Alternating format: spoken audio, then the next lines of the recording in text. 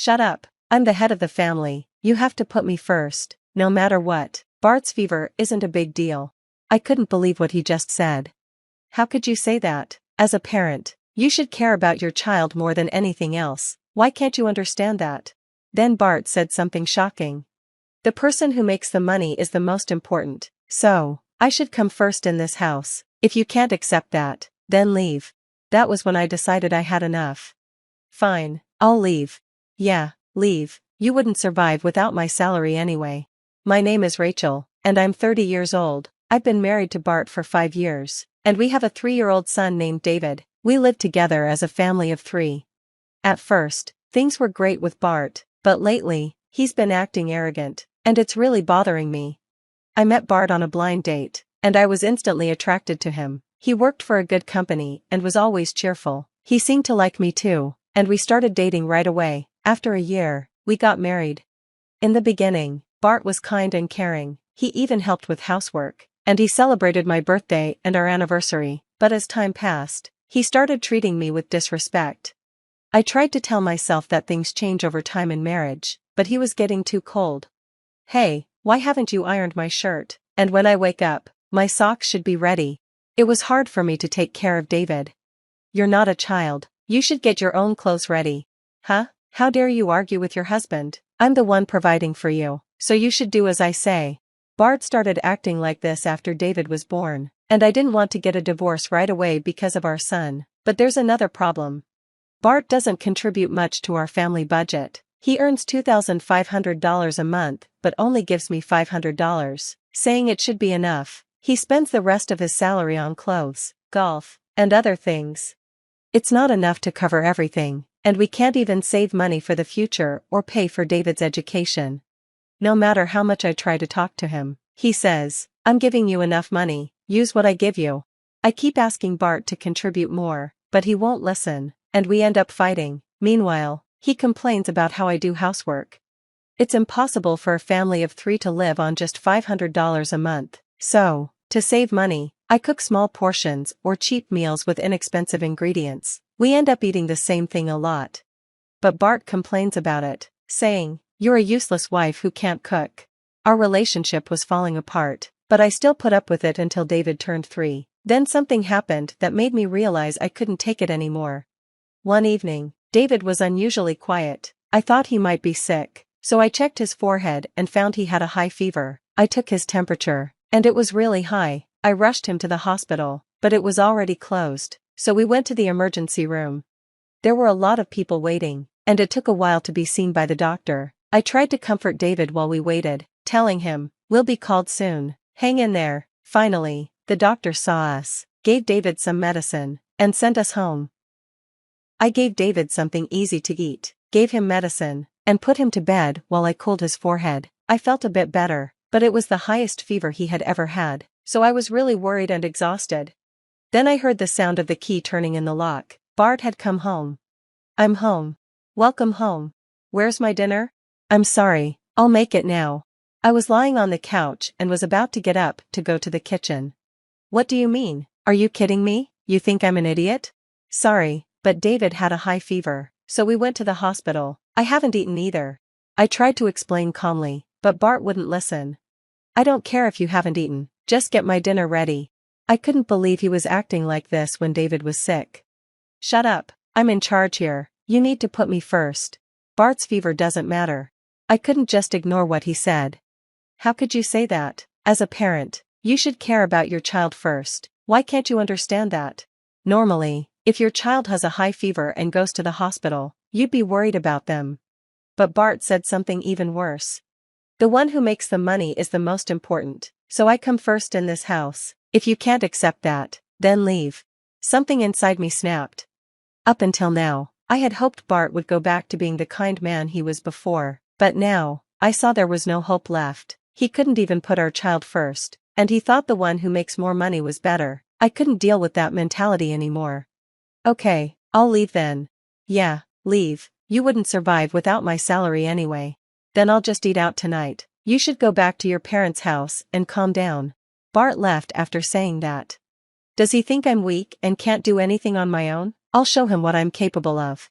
I started packing while Bart was gone. David still had a fever, so I waited until he felt better. Once David was asleep, I was ready to leave anytime. The next morning, when David's fever had gone down, I went to check on him. He was still sleeping. After wiping off his sweat and dressing him, I went to the kitchen for breakfast. That's when I ran into Bart, who was leaving for work. When he saw me, he smirked. "What, you haven't left yet?" "I can't leave until David's better." "You really can't leave, can you? You're just a stay-at-home wife. You'll never make it." He laughed and left for work. He made me even angrier. How did he become such a terrible person? When we were dating and at the beginning of our marriage, he was at least a little kinder and more thoughtful. While I was thinking about this, my son woke up. "Mom, I'm hungry. Are you feeling better now?" "Yeah, much better." After breakfast, David was feeling much better, so I decided to leave with him today. I called my parents to come pick us up, and we packed our things. By mid-afternoon, we were at my parents' house. As soon as I stepped into their house, I felt completely drained. I almost fainted from exhaustion. My parents were really worried. "Are you okay, Rachel?" "Yeah, I'm sorry. I think I've been trying so hard to protect us. I didn't realize how much it was taking out of me." "Wow, Bart must have really pushed you a lot." "Yeah, it was more than just emotional abuse." Both of my parents were shocked when they heard how bad things had gotten with Bart. "Grandpa, let's play together." "Okay, let's play. Can we go buy some snacks?" "Snacks? Yes, I want some too." Dad took David out to give me some rest. "You should lie down and rest," Mom said, giving me some blankets. I thanked her and lay down, falling asleep right away. A few hours later, I woke up to the smell of something delicious cooking. It was already evening, and my mom was making dinner. When I went to the dining table, I saw a colorful spread of delicious-looking food. David was so excited, saying, "It looks yummy." My mom's cooking always made me feel better, and it filled me with a deep sense of comfort. "You can stay here as long as you need to heal from all the stress." It felt like a huge weight had been lifted off my shoulders hearing my parents say that. 2 weeks flew by as I relaxed and recovered. Then, one day, someone came to my parents' house. It was Bart. Dad asked, "What do you want to do?" as he looked at the intercom. "I don't want to see him yet," I said. Dad nodded. "Okay, go to the back," and he handled Bart himself. Bart insisted on seeing me, but Dad refused to let him in. After a while, Bart gave up and left. From what I heard later, Bart didn't come to apologize. He never mentioned anything about saying sorry. I knew he was probably just struggling with the housework, realizing how messy everything was without me, but that's not my problem anymore. I hope he understands how hard housework is. He used to help, so he just had to remember how he did it, but I guess he forgot because he wasn't used to doing it. While staying at my parents' house, I blocked Bart's number, so the only way he could reach me was by coming to my parents' house. I didn't go back to him and stayed there with David. Bart came by a few times, but each time, Dad sent him away. A month passed, and Bart was at his limit. He begged, "Please let me see Rachel," bowing to my father. I thought it was time to see him, so I asked Dad to let Bart come in to talk to me. My mom took David to the back room to wait. When I saw Bart, I was shocked. He looked awful. His hair was messy, and his clothes were dirty and wrinkled. He had come straight from work, but his suit looked like he had slept in it. "Hey, Rachel, you've had enough now, right? Just come home." That was the first thing he said when he saw me after a long time. In that moment, all my hope vanished, and I felt like a cold wall was growing between us. I need to get away from him as soon as I can. I don't know what you're thinking, but if you're not going to say anything, my house is a mess, and I don't know what to do. As my wife, you should do your duty, Bart said, even though my father was right there. My dad looked shocked, because Bart was repeating everything I had told him about how he treated me. "Is that all you have to say? Normally, you should be apologizing," my dad said. "Huh?" Bart looked confused. "Why should I apologize? You're the one who left me, and you're not doing any housework. I came all the way here after you did something selfish." Is he for real? I can't save him anymore. If you really think like that, then there's nothing more to talk about. Let's divorce. I took out the divorce papers I had prepared when I came to my parents' house and handed them to him. "Huh? Divorce? Why are you saying this all of a sudden?"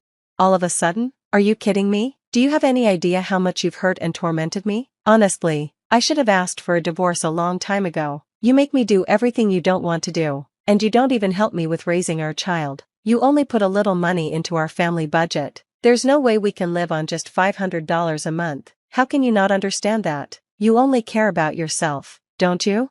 Bart looked stunned, not expecting me to be this angry.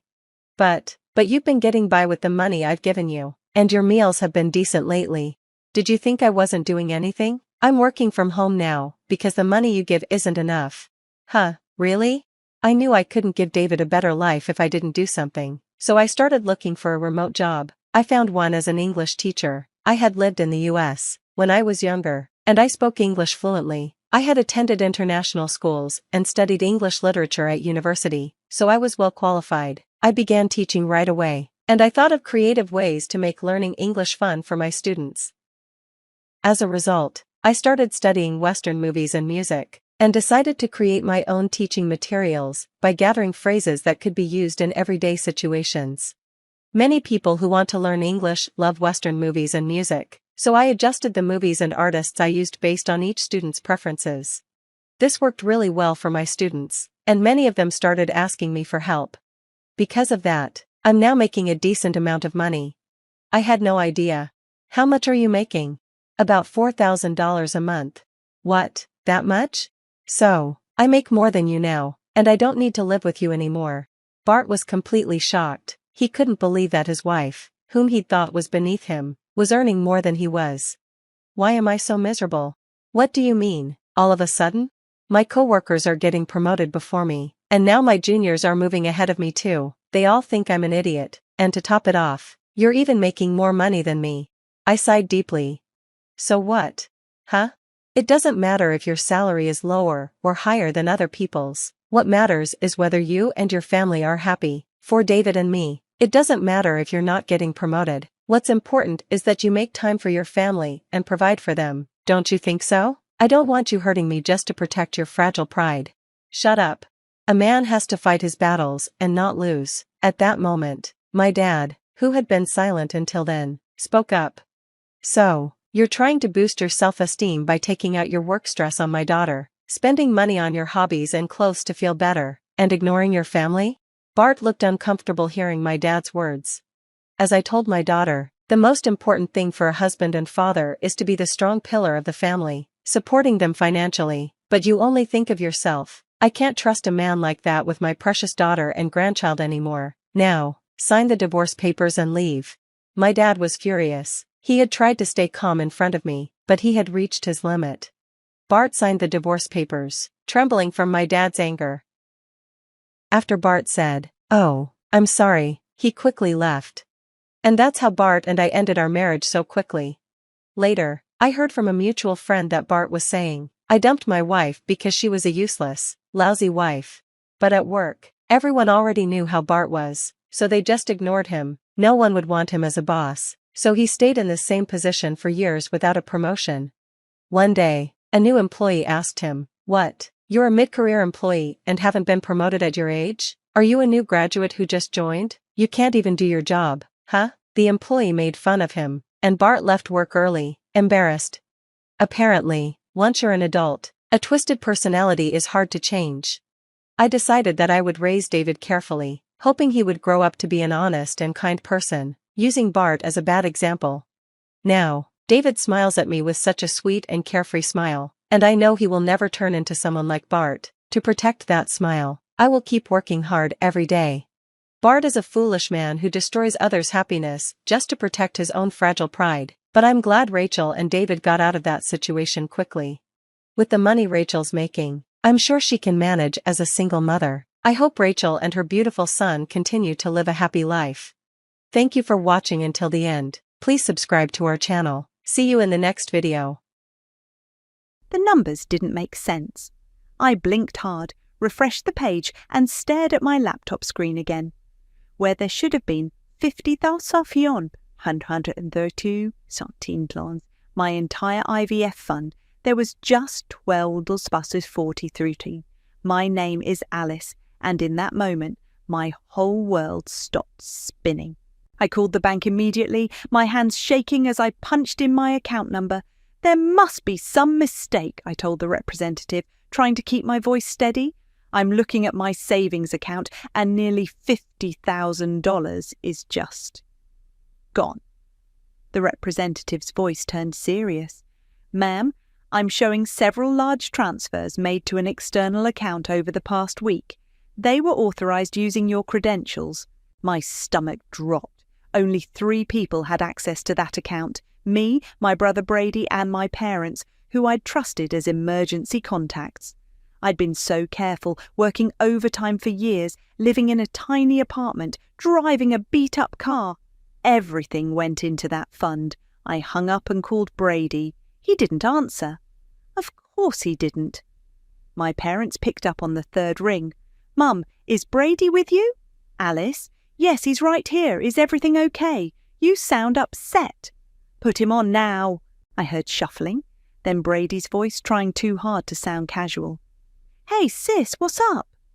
Where's my money, Brady? Silence. Then, I can explain. You better start talking fast. Look, I got into some trouble. These guys, they were going to hurt me if I didn't pay. I was desperate. I'm going to pay you back, I swear. The blood rushed to my head so fast I felt dizzy. Gambling? You stole my IVF money to pay off gambling debts. Don't say stole. I borrowed it. I'm your brother. I heard Mum in the background. What's going on? Brady's voice got distant as he explained to them. I waited, expecting outrage on my behalf. Instead, Mum came on the line, her voice soft and manipulative, the tone she'd used my whole life when defending Brady. Sweetheart, your brother made a mistake, but he's in real danger. These aren't nice people he owes money to. We need to help him. Help him? That money was my only chance at having a baby. Dad grabbed the phone. Now listen here, Alice. Family helps family. Brady needs us right now. You can always save up again.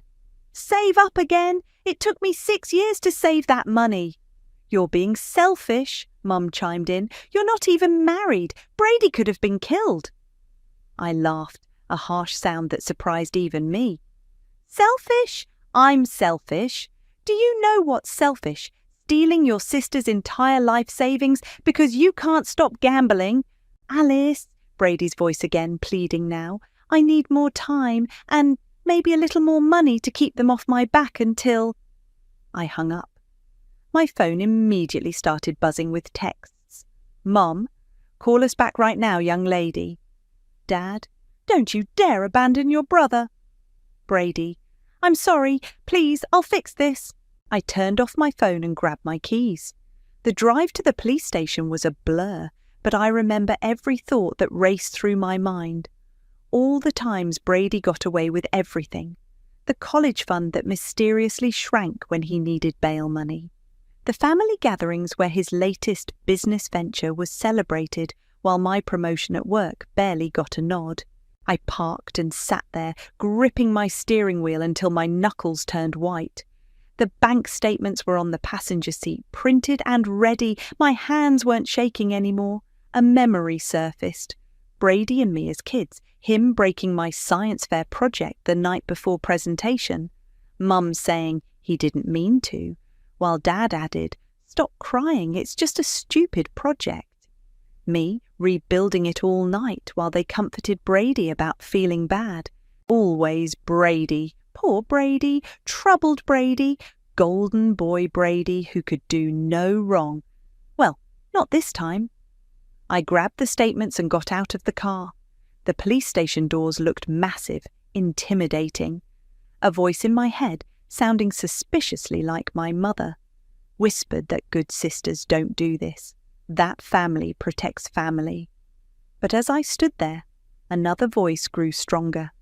My voice. The one I'd been silencing for 34 years. I pulled open the door and walked inside. The fluorescent lights hummed overhead as I approached the desk officer. "I'd like to report a theft," I said, my voice clear and firm, "and I have all the documentation right here." Detective Grant Sanders looked exactly like what you'd expect.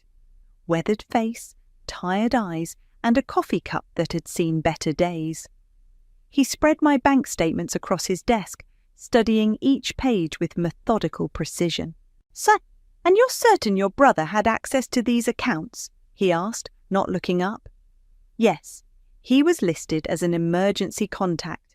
I never thought—" My voice cracked. I took a breath and started over. "I never thought he'd actually use that access to steal from me." The detective nodded, making notes. "The transfer patterns are interesting. Small amounts first, then larger ones. Classic escalation. Was there any unusual activity before this? Calls asking for money, perhaps?" "No, but—" My phone buzzed again.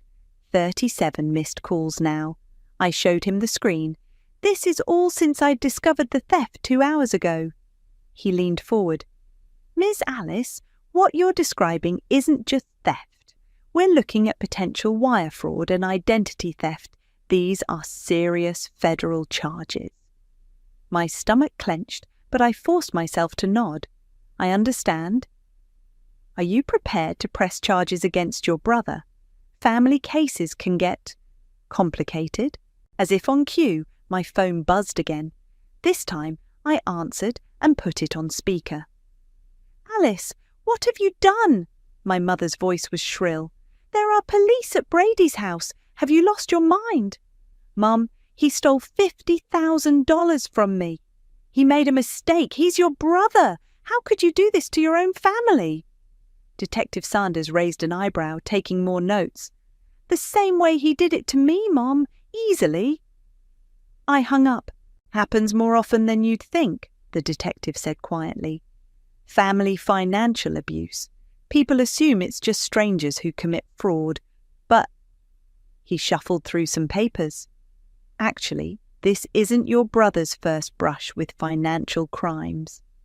My head snapped up. "What?" "The records are sealed, but there was an incident about 5 years ago. Similar pattern." He studied my face. "You didn't know?" Before I could respond, my best friend Penny burst into the office. "Sorry I'm late," she said, dropping into the chair beside me. "Traffic was hell." "Ms. Kennedy," Detective Sanders nodded. "Didn't expect to see you here." "You two know each other?" "I covered some of his cases back when I was still practicing law," Penny explained, then turned to me. "Your parents called me. They're trying to get me to talk you out of this."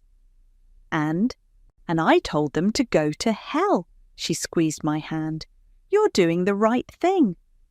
My phone buzzed with a text from Brady. "Please, sis, I'll lose everything." Penny saw it and snorted. "Like you haven't." Detective Sanders cleared his throat. "We'll need to move quickly. Financial records can be altered or deleted. I'm going to request an emergency warrant to freeze the accounts involved." "He'll go to jail," I whispered. "Yes," Sanders said bluntly. "If we prove intent, and these transfer patterns strongly suggest we will, he's looking at serious time." Another text from Mom. "If you do this, you're no longer part of this family." Penny saw my hands trembling and stepped in. "Detective, can you give us a moment?" He nodded and stepped out. As soon as the door closed, I broke down. "I can't believe I'm doing this," I sobbed. "Maybe Mum's right. Maybe I should." "Stop right there," Penny cut in. "Look at me. Who paid for Brady's first DUI? My parents, with my college fund. And who covered his rent for 6 months when he started his business? Me. And who's been enabling his gambling addiction while he drained your chance at becoming a mother?" I wiped my eyes. "All of us." "Exactly. This isn't just about money, Alice. This is about breaking a cycle." Detective Sanders knocked and re-entered. "Ms. Alice, I need your final decision. Do we proceed with the charges?" I looked at my phone one last time. Dad's message glowed on the screen. "You'll regret this for the rest of your life." I turned off the phone and faced the detective. "Yes, and I want to know more about that sealed record you mentioned." He nodded grimly. "Then let's get started. But I should warn you, once we begin this investigation, we may uncover things you're not prepared for." "I'm done being unprepared," I said, straightening my spine. "I want to know everything." Penny squeezed my shoulder as Detective Sanders picked up his phone. "This is Sanders. I need an emergency warrant for case number." His voice faded as reality set in. I'd just started a war with my entire family, and for the first time in my life, I was ready to fight back. "You're not going to believe what I found," Penny said, bursting into my apartment with her laptop. It had been 3 days since I'd filed charges, and she'd been digging like a woman possessed. "What am I looking at?" I asked as she opened a file. "Court records from 5 years ago. Sealed, but—" She grinned. "I still have friends at the courthouse. Meet Paisley Dixon." The screen showed a restraining order filing. My brother's name jumped out immediately. Brady's ex-girlfriend. I remembered her vaguely. Pretty, quiet, worked at a bank. Ex-victim is more like it. Penny scrolled through documents. She accused him of financial exploitation, emotional abuse, and identity theft. Sound familiar? My coffee turned bitter in my mouth. What happened? He's mysteriously disappeared. She dropped the charges and moved away. But here's where it gets interesting. Penny pulled up bank records. 2 days before she withdrew her complaint, exactly $50,000 was transferred into her account. From where? Your college fund. The mug slipped from my hand, shattering on the floor. That's impossible. My parents told me the market crashed and— They lied. Penny's voice was gentle. They used your money to buy Brady's freedom. Again. My phone rang. Mom's 10th call today. I declined it. There's more, Penny said. I found Paisley. My head snapped up. Where? Denver. She's willing to talk. 20 minutes later, we were on a video call. Paisley looked older than I remembered, her eyes harder. I always wondered if you knew, she said without preamble, about what they did to keep me quiet. I had no idea. She laughed bitterly. Your mother showed up at my apartment, said if I didn't drop the charges, they'd destroy my career. Then she offered me money, your money, apparently, to go away. Why are you telling me this now? Because I saw the new charges on the court docket. He's doing it again, isn't he? I nodded. Then you need to know something. Your brother, he's not just a gambling addict. He's a predator. He finds people to exploit, uses them up, and your parents clean up his messes. They're as guilty as he is. My hands were shaking. Did they threaten you? Your father did. Said he had friends in banking who could make sure I never worked in finance again. I was 25, terrified and alone, so I took the money and ran. I'm so sorry. Don't be sorry. Be smart. Check your parents' tax returns from that year. I bet they wrote off that hush money somehow. And Alice, watch your back. They won't just let you take Brady down. After we hung up, I sat in silence while Penny made coffee. We need to confront your mother, she said finally, already on it. I grabbed my keys. 20 minutes later, I stood in my childhood home's kitchen. Mum was stress baking, flour on her cheeks. Finally coming to your senses? She asked without looking at me. I talked to Paisley Dixon. The mixing bowl clattered to the counter. What? $50,000, Mom, from my college fund. Ring any bells? She wiped her hands slowly. You don't understand. That girl was trying to ruin your brother's life. By reporting exactly what he did to her, what he's doing to me now. It's different. Your family. That makes it worse. I slammed my hand on the counter. You took my future to protect him, just like you're trying to do now. We did what we had to do. Her voice turned cold. To protect this family's reputation. What about protecting me? She turned away. You were always stronger than Brady. You could handle it. The truth hit me like a physical blow. You sacrificed me because I could take it. Someone had to be the responsible one. I pulled out my phone and played the recording of our conversation. Her eyes widened. What are you doing? Being responsible, I said, sending the audio to Detective Sanders. And Mum, I'm just getting started. Her face went pale. You wouldn't. Watch me. I'm done being the family sacrifice. I walked out, ignoring her calls behind me. In my car, Penny was waiting. How'd it go? She admitted it. I got it recorded. I started the engine, but something feels wrong, like we're still missing pieces. Well, Penny said, opening her laptop, let's see what else your family's been hiding. I found access to their cloud drive, and there's this interesting spreadsheet from your father. I pulled out of the driveway, leaving my mother's frantic figure in the rearview mirror. The truth was unravelling, and I was done trying to stitch it back together. Holy shit, Penny whispered, staring at her laptop screen. We were parked outside a coffee shop, reviewing the files from my family's cloud drive. Alice, look at this spreadsheet.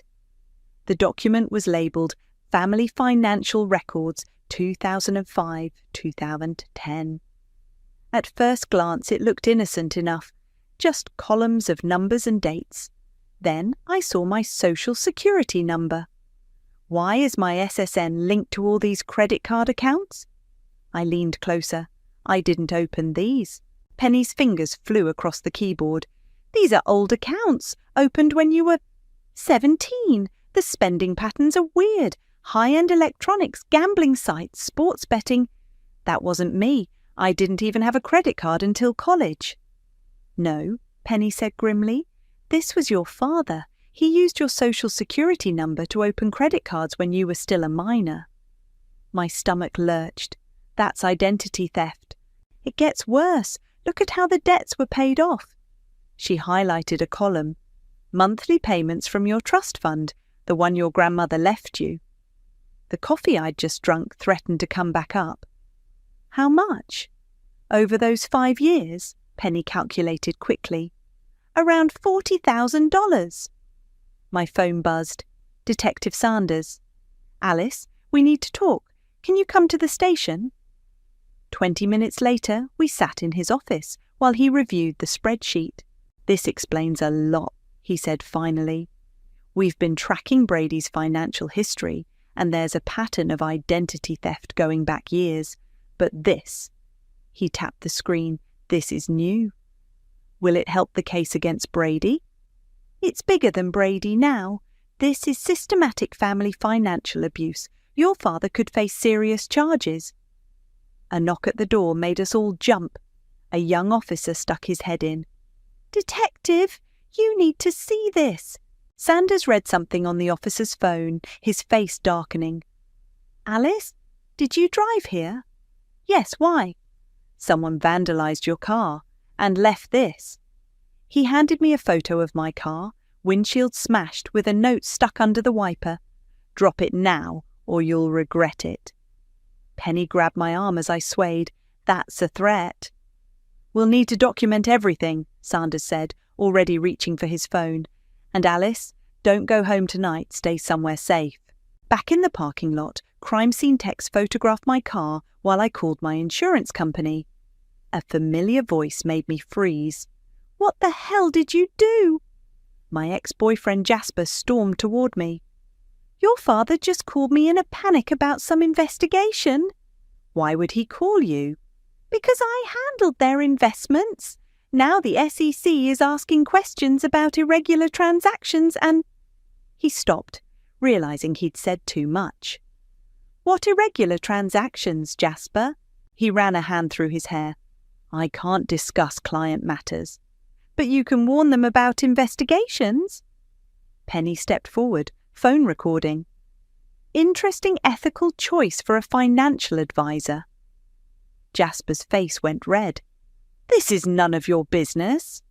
Actually, Sanders said, appearing behind us, it is. Sir, I'm going to need you to come inside and make a statement. As officers led Jasper away, my phone lit up with a text from an unknown number. You think you know everything?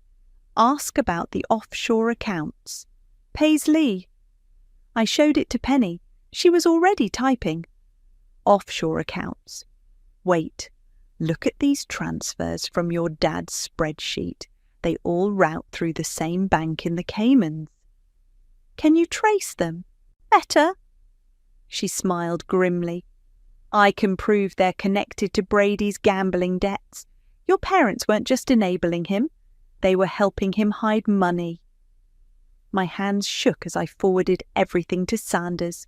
This wasn't just about my stolen IVF fund anymore. This was decades of financial abuse, lies, and crime.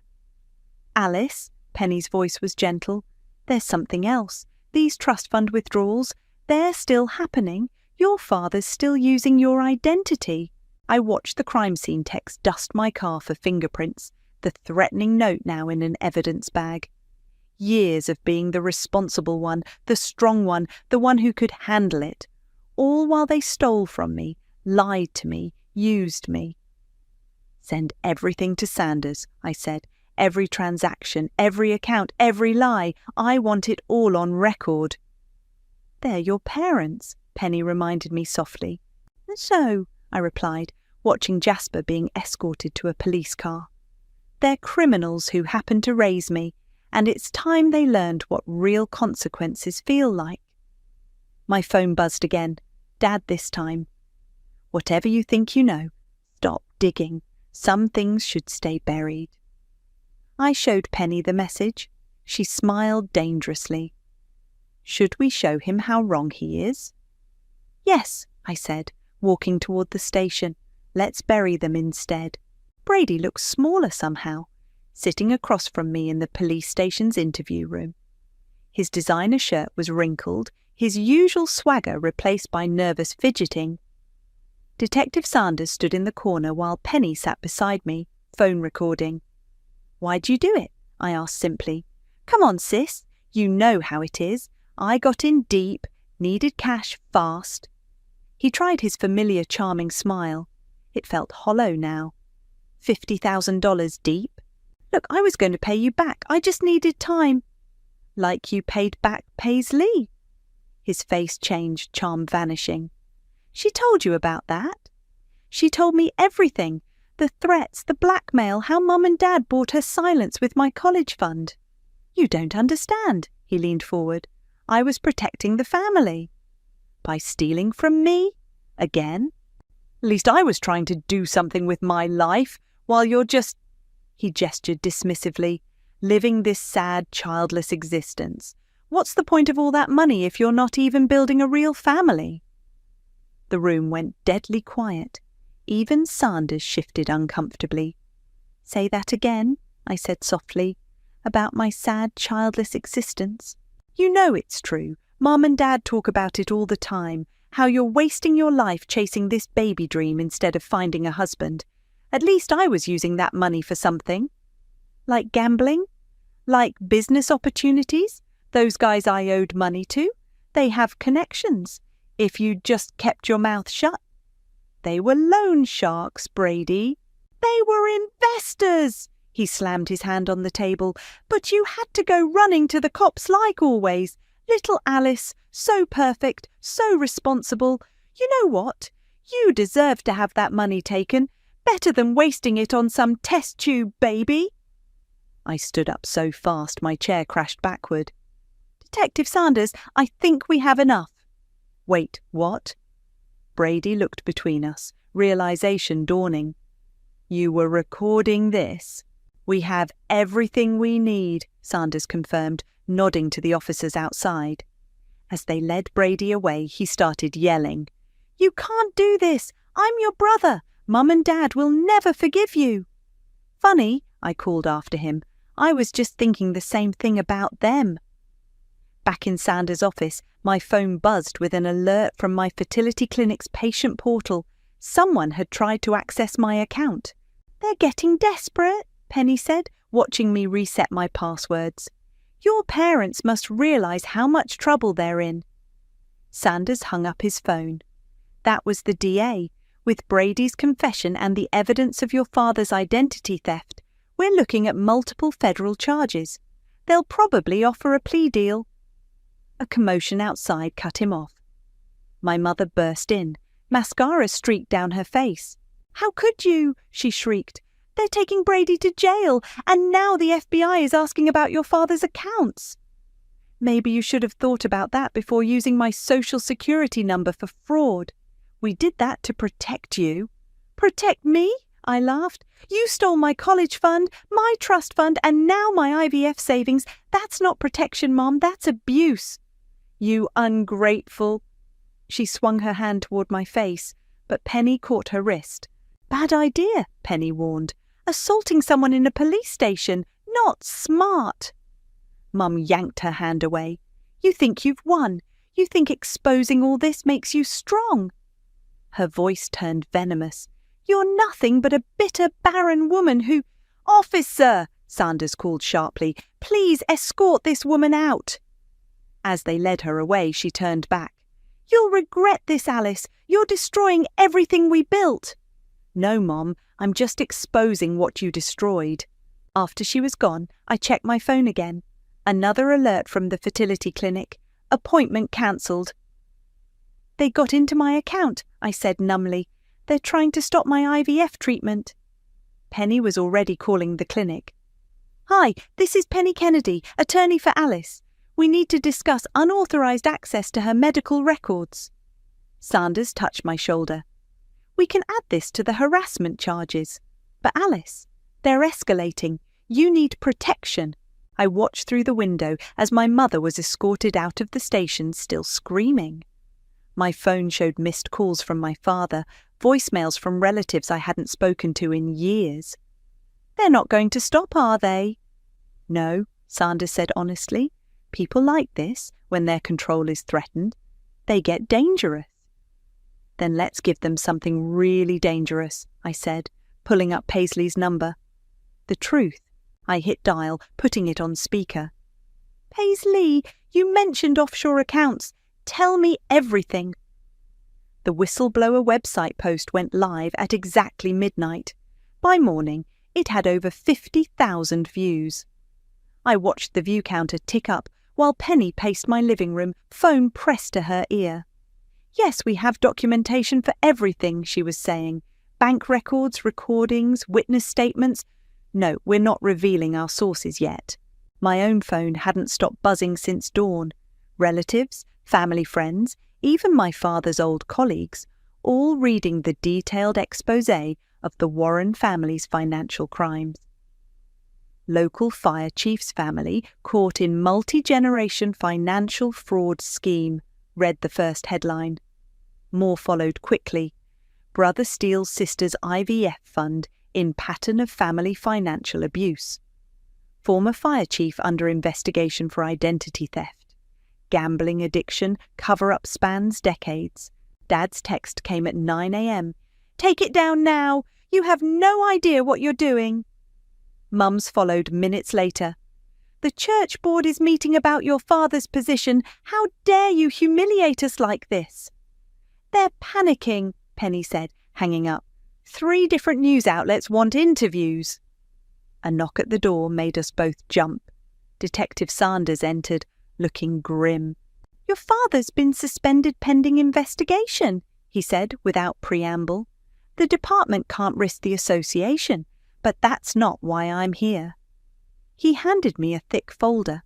IRS just opened a formal investigation into the offshore accounts. "How bad is it?" "Bad enough that your mother's trying to make a deal. She wants to trade information about Brady's gambling connections for immunity." I laughed bitterly. "Of course she does, throwing one child under the bus to save herself. At least she's consistent." My phone rang. Paisley. "You did it," she said when I answered. "They're actually facing consequences." "We did it," I corrected. "Your information about the offshore accounts broke it wide open." "Alice," Penny called from the other room, "you need to see this." I found her staring at her laptop. A local news website showed my parents outside their church, Mom crying perfectly for the cameras. "We're victims too," she was saying. "Our daughter. She's troubled. Has been since she couldn't have children naturally. This vendetta against her family." "Turn it off," I snapped. "Wait," Sanders said, moving closer. "Look behind them." In the background, partially hidden by the church doors, stood my ex-boyfriend Jasper, talking intensely with my father. Zoom in on his hands, Sanders instructed. Penny did. Jasper was holding papers. Those look like account statements, she said. They're going to try to hide the money, I realised. Move it before the IRS freezes everything. Sanders was already on his phone. This is Detective Sanders. I need an emergency warrant. Another knock at the door. This time, a courier with an envelope. Miss Alice, your father asked me to deliver this personally. Inside was a cheque for $60,000 and a note. Take this and end it. Last chance. I handed it to Sanders. Add attempted bribery to the charges. My phone buzzed with a text from an unknown number. Smart girl, Daddy's getting sloppy. Check the church's financial records. P. The church? Penny was already typing. Why would... Alice, look at this. The church's building fund. The numbers don't match the construction costs. Money laundering, Sanders said quietly. Through the church. I sank into a chair. All those years of them acting so righteous, so perfect. The respected fire chief, the devoted wife, the charitable church leaders. While stealing from their own daughter, Penny finished. My phone lit up with another news alert. Local church under investigation for financial irregularities. Then a text from Mum. Are you happy now? You've destroyed everything. I typed back, No, Mum, you destroyed everything. I'm just turning on the lights. Sanders cleared his throat. Alice, once this goes federal, and it will, there's no turning back. Your parents could face serious prison time. Good, I said, standing up. Let them see how it feels to lose everything. Penny touched my arm. You okay? I looked at my phone, at the growing storm of headlines and messages, at the years of lies unravelling in real time, at my mother's tearful performance on the news, still trying to paint me as the villain. No, I admitted, but I will be, because for the first time in my life, I'm not the one carrying their secrets. My phone buzzed one last time.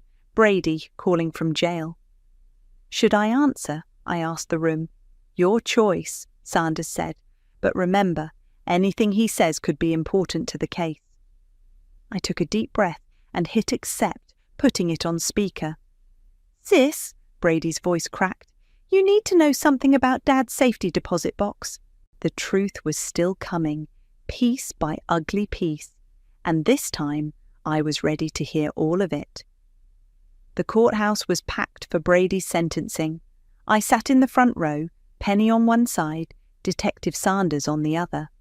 My parents occupied the opposite row, both looking decades older than they had just weeks ago. All rise, the bailiff called. Brady shuffled in wearing an orange jumpsuit, chains clinking. He wouldn't look at me.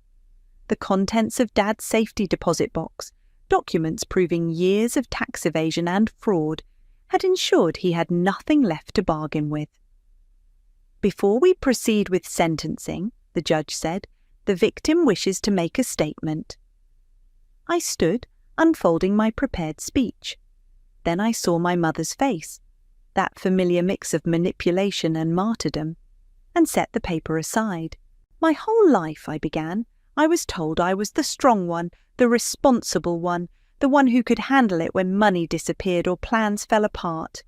What I didn't understand until recently was that strong meant useful. I was useful because I could be stolen from, because I would stay quiet. Brady shifted uncomfortably. Dad stared at the floor. I worked 60-hour weeks saving for IVF, lived in a tiny apartment, drove a car held together with duct tape, while my brother gambled away hundreds of thousands, while my father committed tax fraud, while my mother covered it all up. I did everything right, and still they took it all. Mum started to stand, but Dad pulled her back down. But this isn't just about money. This is about a family built on lies, about parents who taught their son he could take whatever he wanted, and taught their daughter she existed to be taken from. I turned to face Brady directly. You said I was living a sad, childless existence. But you know what's sad? A grown man so broken by his parents' enabling that he'd steal his sister's chance at motherhood, a family so twisted they'd rather destroy their daughter than admit their son needs help. Does she— "Objection!" Brady's lawyer stood. "This is inflammatory." "Overruled," the judge said quietly. "Continue, Ms. Alice." "The prosecution has proven the financial crimes, the identity theft, the fraud, the gambling, but they can't show you the deeper crime, what it does to a child to know she'll never be worth protecting, to realize her only value to her family was as a resource to be drained." My voice cracked. Penny squeezed my hand. "My brother stole my money, my parents stole my trust, but I won't let them steal anything else, not my future, not my chance at motherhood, and not my voice. I'm done being the family ATM, done being the strong one, done being quiet." I looked at my mother's tears, my father's shame, Brady's slumped shoulders. "Your Honour, I'm not asking for mercy in sentencing. I'm asking for justice. Not just for my stolen savings, but for every child taught that love means letting yourself be destroyed. For every family secret that poisons another generation. For every strong one who's still staying quiet." The courtroom was silent when I sat down. Even Brady's lawyer looked shaken. The judge adjusted his glasses. "Mr. Brady, do you have anything to say before I pass sentence?" Brady stood slowly. I just want my sister to know." "Save it," I cut in. "I'm not your sister anymore. I'm just your victim. And I want you to remember that every day you're in prison." The judge nodded. "Very well, taking into account the severity of the crimes, the pattern of behaviour, and the devastating impact on the victim." He paused. "I sentence you to 8 years in federal prison, with no possibility of parole for 5 years. Mom wailed. "Dad tried to approach me, but Sanders stepped between us." "This isn't over," Dad hissed. "The IRS investigation—" "We'll show everything," I finished. "Every fake account, every laundered dollar, every crime you committed using my identity, and I'll be there for your sentencing too." As Brady was led away, a court officer approached me. "Ms. Alice, we found these in the defendant's possession." She handed me a plastic bag. They were marked for disposal, but given the contents. Inside were my IVF medication vials, the ones that had disappeared from the clinic. They were smashed, the expensive hormones spilled and useless. "He was carrying these?" Penny asked incredulously. "Like a trophy," Sanders said quietly. I stared at the broken vials, feeling something final snap inside me. "Detective, make sure this is added to the evidence for my parents' trial. I want everyone to see exactly what kind of family they really are."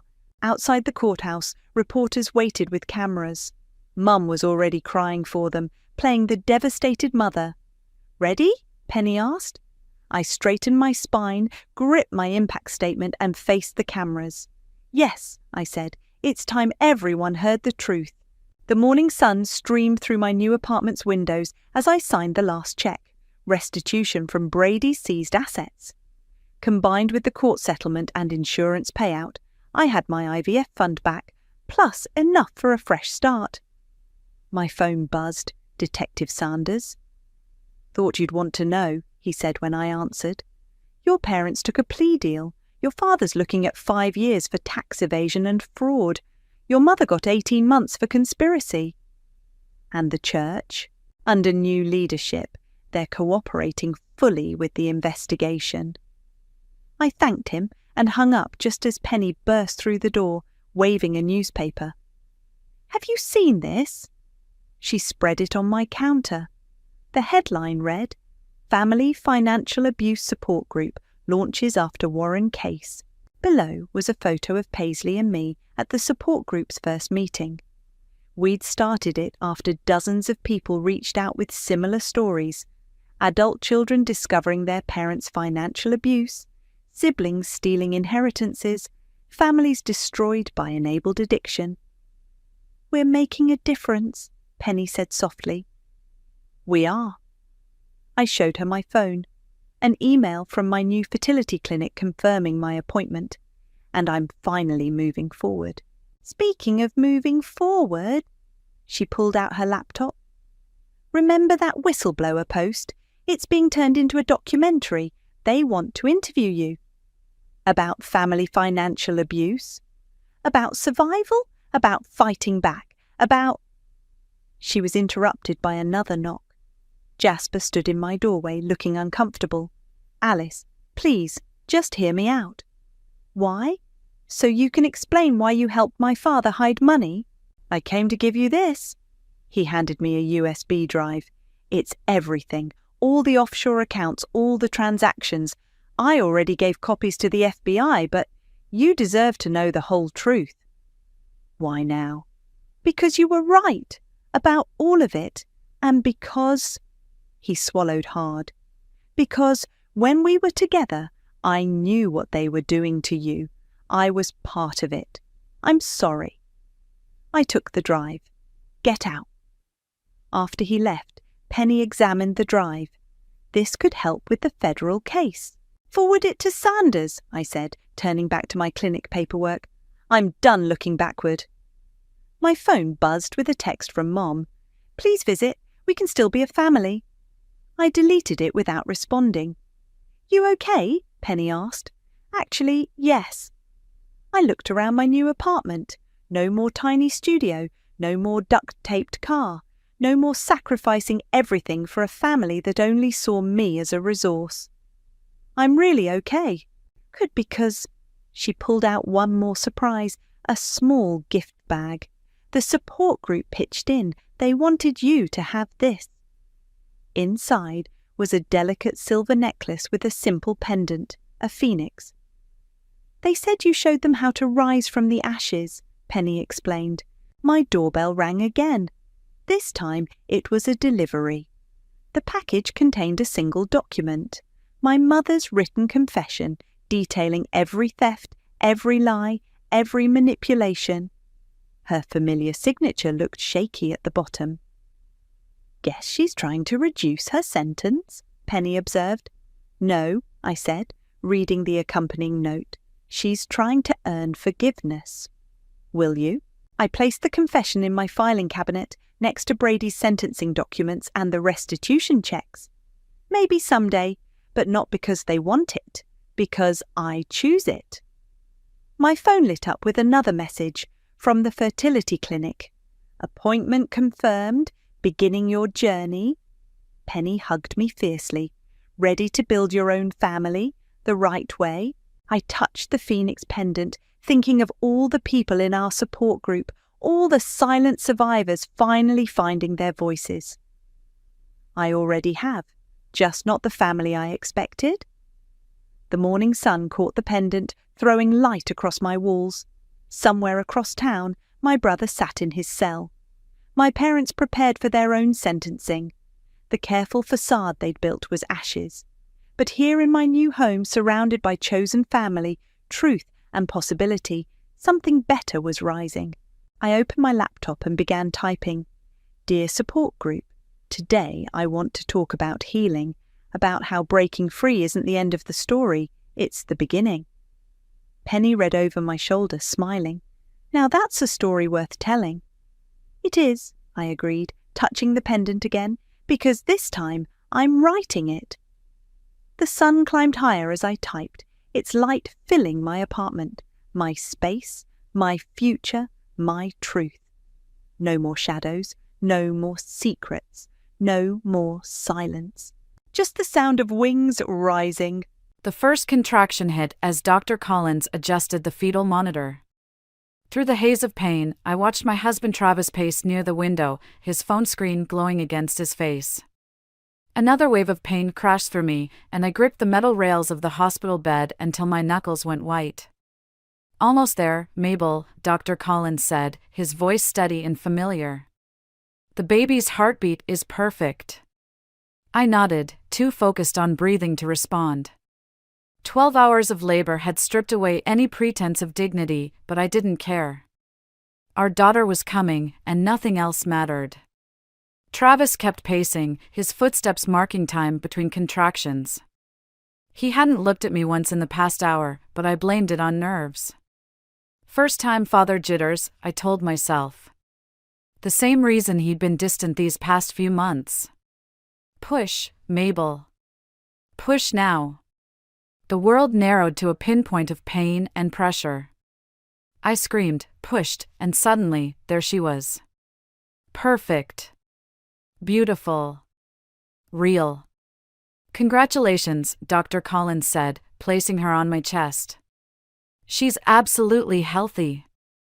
I counted her tiny fingers through tears, memorizing every detail of her face. Travis, come see her. Come meet our daughter. He didn't move. Travis? When he finally turned, his face was hard, unrecognizable. I want a DNA test.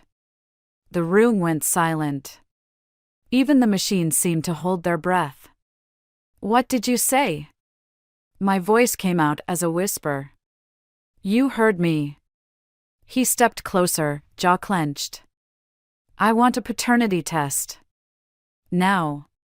The nurse froze, hands hovering over the blanket she'd been about to wrap around the baby. Dr. Collins straightened, his expression darkening. Travis, this isn't the time or place, Dr. Collins started. It's exactly the time and place. Travis cut him off, his voice rising. Before any paperwork gets filed. Before any names go on birth certificates. I clutched our daughter closer, my body trembling. How dare you? How fucking dare you? How dare I? He laughed, a hollow sound that echoed off the sterile walls. You're gone all hours with your cousin Sam. Always at his house, always having dinner with him and Emily. Did you think I wouldn't notice? Their family, I choked out. They've been there for me while you've been working late every night for months. Working late? He sneered. Is that what you tell yourself I've been doing? The implications hit me like a physical blow. My arms tightened around our daughter, my daughter, as pieces clicked into place. The late nights. The hidden phone calls. The growing distance. Get out. My voice was steel. Not until I get that test. Dr. Collins stepped between us. Mr. Thompson, I'm going to have to ask you to leave. Now. Travis's face twisted. You can't stop me from demanding a paternity test. It's my right. Your rights don't include traumatizing my patient minutes after delivery. Dr. Collins's tone left no room for argument. Leave voluntarily, or I'll have security escort you out. Travis's gaze locked with mine over Dr. Collins's shoulder.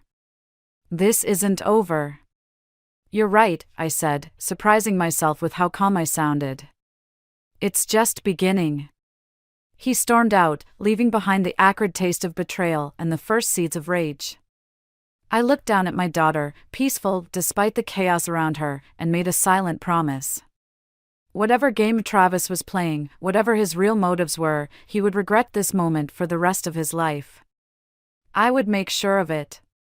3 days after bringing Sophie home, I found Travis's wedding ring on the bathroom counter. He hadn't worn it to work, hadn't even bothered hiding that fact anymore. The gold band sat there like a taunt, catching morning light through the window.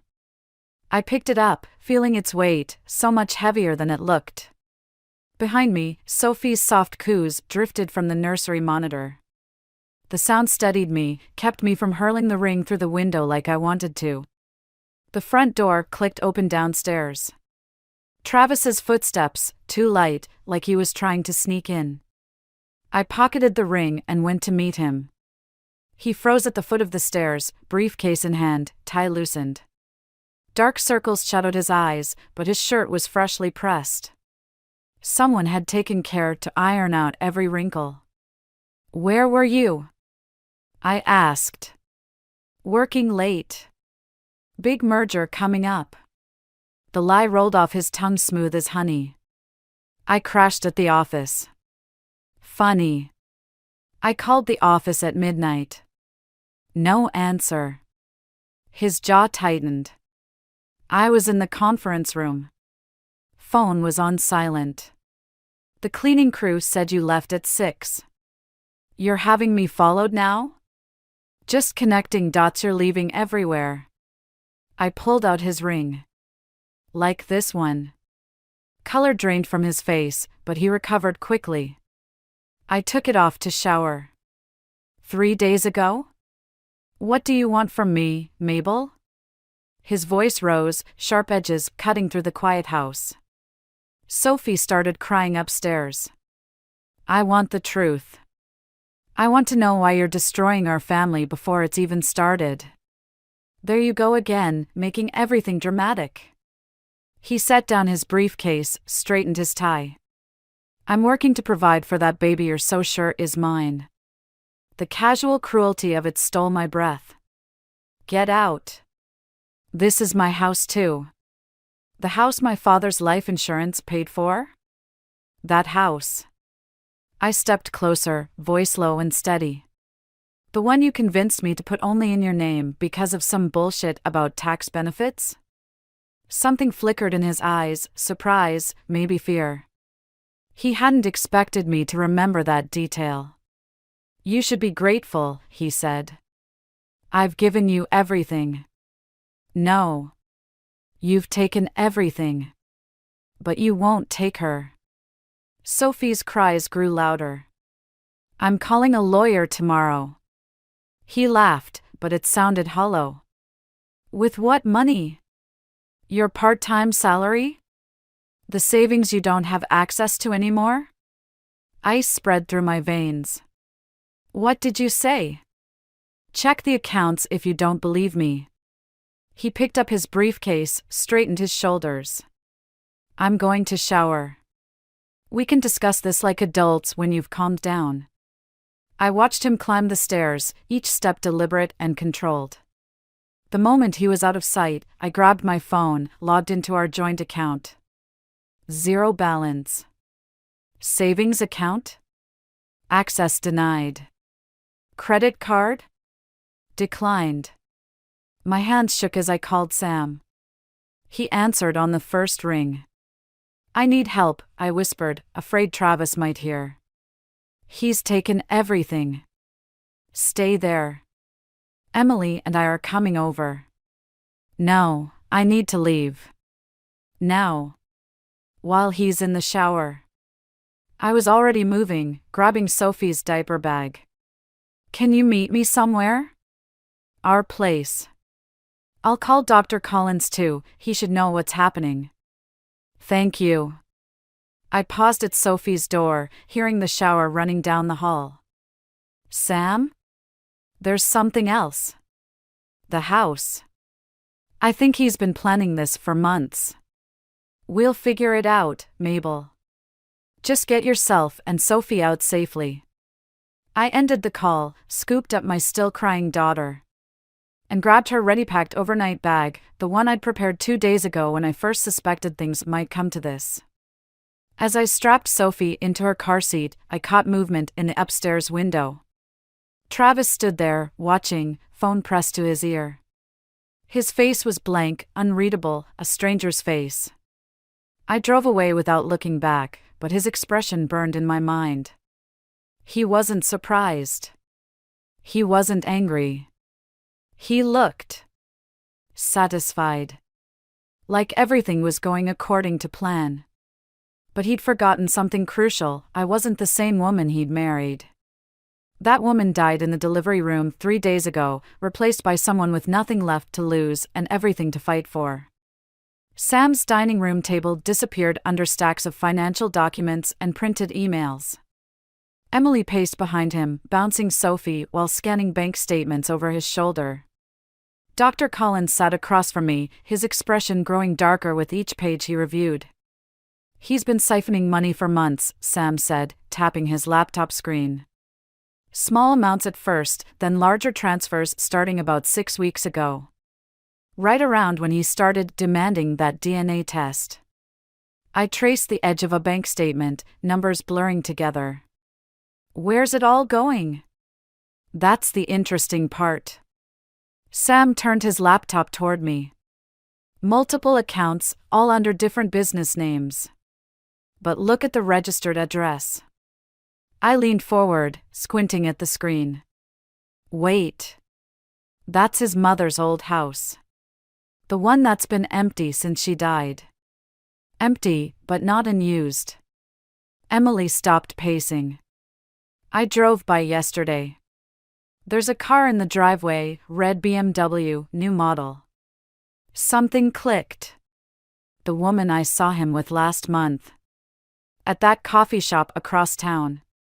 My throat tightened. She was driving a red BMW. Dr. Collins cleared his throat. Mabel, there's something else you should know. He slid a document across the table. Travis came to my office yesterday, demanding Sophie's medical records. When I refused, he threatened to sue the hospital. He can't do that, Emily said. Can he? He's trying to build a case, Sam muttered, fingers flying over his keyboard. Make it look like Mabel's an unfit mother. Classic misdirection. My phone buzzed, another text from Travis's lawyer. Third one today. I ignored it. Got it. Sam's voice sharpened. Natalie James. 28. Works at Travis's firm as a junior partner. Started there 8 months ago. The room spun slightly. 8 months. Right when everything started changing. There's more, Sam continued. She just bought a house. Guess who co-signed the mortgage? Before I could answer, Sophie started wailing. Emily handed her to me, and I breathed in her baby scent, letting it anchor me. He's not just having an affair, I said quietly. He's building a whole new life. While systematically destroying yours, Dr. Collins added. The timing's too perfect. This was planned. My phone buzzed again. This time, I looked. They're filing for emergency custody, I whispered. Claiming I'm mentally unstable and fled with Sophie against court orders. My hands started shaking. There aren't any court orders. Not yet, Sam said grimly. But there will be. He's trying to force you back home where he can control the narrative. Dr. Collins stood abruptly. I need to make some calls. That DNA test he's demanding?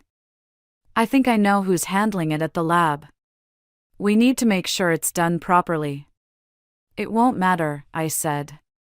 She's his. He knows she's his. This isn't about Sophie at all. Emily sat beside me, her hand warm on my shoulder. What do you mean? The house. The money. The girlfriend. I looked down at Sophie, now sleeping peacefully. He needed a reason to leave that made him look like the victim. What better way than accusing your pregnant wife of cheating? Sam's typing stopped. The insurance money. Your father's house. He can't touch either if he's the one who leaves you. But if I'm unfaithful? If I'm unstable? The pieces fell into place like a perverse puzzle. He gets everything. Not everything, Dr. Collins said from the doorway. He doesn't get the truth. He pulled out his phone. And I think it's time we shared that with Miss James. No. I stood, decision crystallizing. Not yet. First, we need to know exactly what we're dealing with. Sam, can you trace those accounts? Find out what he's really doing with the money? Already on it. Emily, that BMW, think you could get its license plate? Maybe follow it? She smiled. I knew those stalking skills from my single days would come in handy. Dr. Collins? I turned to him. I need one more favor. He nodded. Name it. Help me protect Sophie. Whatever happens next, she needs to be safe. You have my word. He paused. Your father would be proud, Mabel. He always said you were stronger than anyone knew. I looked around the room at these people who'd become my fortress, then down at my daughter, the one pure thing in this mess of lies. Travis wants to play games? I said softly. Fine. Let's play. The courthouse loomed gray and imposing in the morning light. I adjusted Sophie's carrier, her warm weight against my chest the only thing keeping me steady. Emily squeezed my hand as we climbed the steps, Sam and Dr. Collins flanking us like guards. Remember, Sam whispered, let the lawyer do the talking. The emergency custody hearing. Travis's latest move in a game I was only beginning to understand. We pushed through heavy doors into fluorescent-lit halls that smelled of dust and desperation. Travis stood outside courtroom 3, designer suit pristine, talking quietly with a woman I didn't recognize. When he saw us, his expression shifted, something predatory flickering behind the professional mask. Mabel. He stepped forward, voice dripping concern. You're looking tired. Maybe this could have been avoided if you'd just come home. Before I could respond, Dr. Collins moved between us. Save it for the judge, Mr. Thompson. The woman beside Travis cleared her throat. Dr. Collins. I wasn't expecting to see you here. Miss James, I presume? Dr. Collins's voice carried just enough volume to echo. Interesting choice of venue for your first meeting with Travis's wife.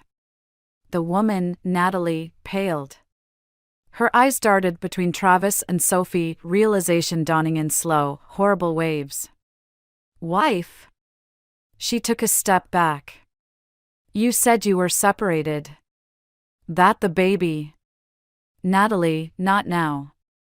Travis grabbed her elbow, but she yanked away. You said she cheated. That the baby wasn't yours. That's why she stopped, hand flying to her mouth. The corridor fell silent.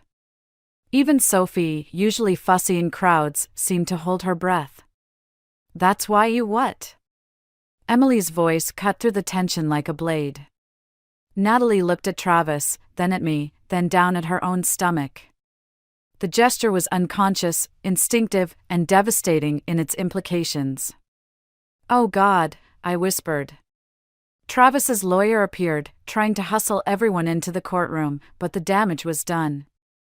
I watched Natalie flee down the hallway, heels clicking against marble, leaving behind the wreckage of her revelation.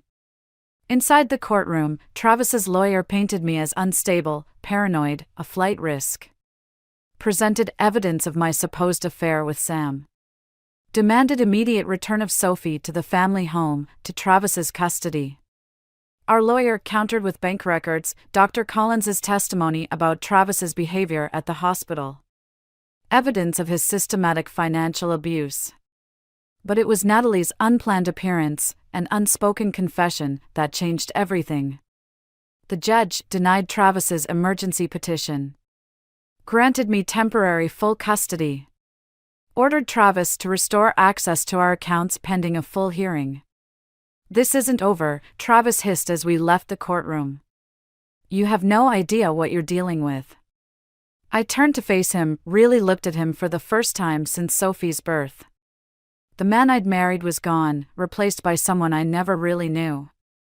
You're right, I said quietly. It's not over. Because now I know why you needed that DNA test. Why you needed me to be the villain in your story. I adjusted Sophie's carrier, making sure Travis could see her face, his face, in miniature. You needed an escape plan before your new baby arrives. Before anyone could question the timing. He flinched. Actually flinched. Mabel.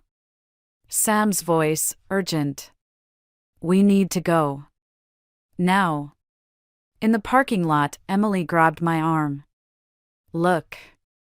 Natalie stood by Travis's car, phone in hand, scrolling through what looked like photos. Even from a distance, I could see her hands shaking. Think she's finding out the truth? Emily asked. She's finding out his truth, I corrected. The same lies he told me, probably. The same promises. Sam checked his phone. My contact at the firm just confirmed Natalie's been promoted to full partner. Youngest in the company's history. Just like Travis promised me that house would be in both our names. I watched Natalie drop her phone, saw her shoulders start to shake. He's not just building a new life. He's recreating his old one. With upgrades. Dr. Collins joined us, carrying a thick envelope. The DNA results you never asked for, but Travis demanded. Proof Sophie is his, not that you needed it.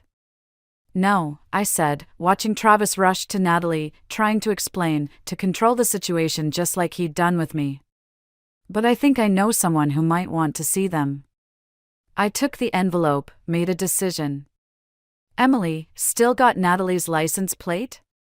She nodded. Good. Because I think it's time she learned exactly what kind of man she's carrying a child for. The coffee shop was empty except for Natalie, who sat in the corner booth, both hands wrapped around a cooling mug. Her designer blazer couldn't hide the slight swell of her stomach. 3 months, maybe 4. I slid into the seat across from her, placed Sophie's carrier beside me.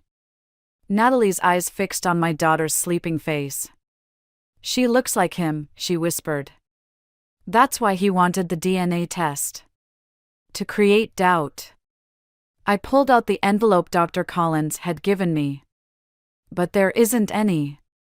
Her fingers trembled as she opened it, scanning the results. He told me you trapped him. That the baby wasn't his. She looked up, eyes red-rimmed. He said a lot of things. About the house in his mother's name? I watched her flinch. The joint accounts you opened together? How did you? Because he did the same thing to me. Different house, different accounts, same promises. Sam's text lit up my phone, files downloaded.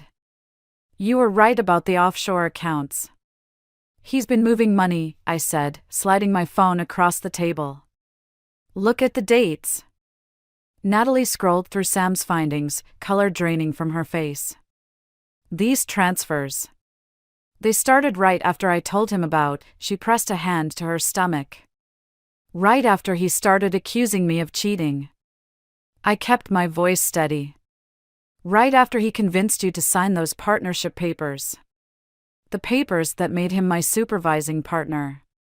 Understanding dawned in her eyes. The ones that give him control over my cases, my clients. Your billable hours? Your partnership track? The pieces clicked together as I spoke them. Everything you've worked for? Her phone buzzed, Travis's face lighting up the screen. She silenced it with shaking hands. There's more, I said quietly. Dr. Collins found something in the hospital records. Something Travis tried to hide. Before I could continue, the coffee shop door chimed. Travis strode in, all polished confidence until he saw us together. His mask slipped for just a second, long enough to reveal raw panic. Natalie, don't listen to her. He reached for her arm. She's unstable, remember? The court documents prove it. The ones your lawyer fabricated? I stood slowly. Or the ones Dr. Collins is submitting to the medical board about your attempted tampering with hospital records? You're lying. But his voice wavered. About the vasectomy you had 3 years ago? The words hit him like physical blows. The one you got right after telling me you wanted to start a family? Natalie made a small, broken sound. What? Check his medical records, I said, never taking my eyes off Travis. The ones Dr. Collins found when you demanded Sophie's DNA test. Funny how that worked out, isn't it? Travis lunged for my phone on the table, but Natalie was faster. She clutched it to her chest, backing away from him. Don't, she whispered. Don't you dare. Baby, let me explain. Like you explained about being married? Her voice rose. About the house? The accounts? About being physically incapable of fathering my child? The coffee shop had gone silent. Even Sophie slept on, oblivious to the destruction unfolding around her. Who is it? Natalie's question cut through the quiet. Which of my clients did you push me to work late with? Was it all just part of your plan? Travis's face hardened. You ungrateful bitch. Both of you. After everything I've given you. Given? I laughed, the sound sharp enough to make him step back. You've only taken. From both of us. But here's what you didn't count on. I nodded to the window where Sam stood, phone raised, recording everything. We're not playing your game anymore. Natalie straightened, wiped her eyes.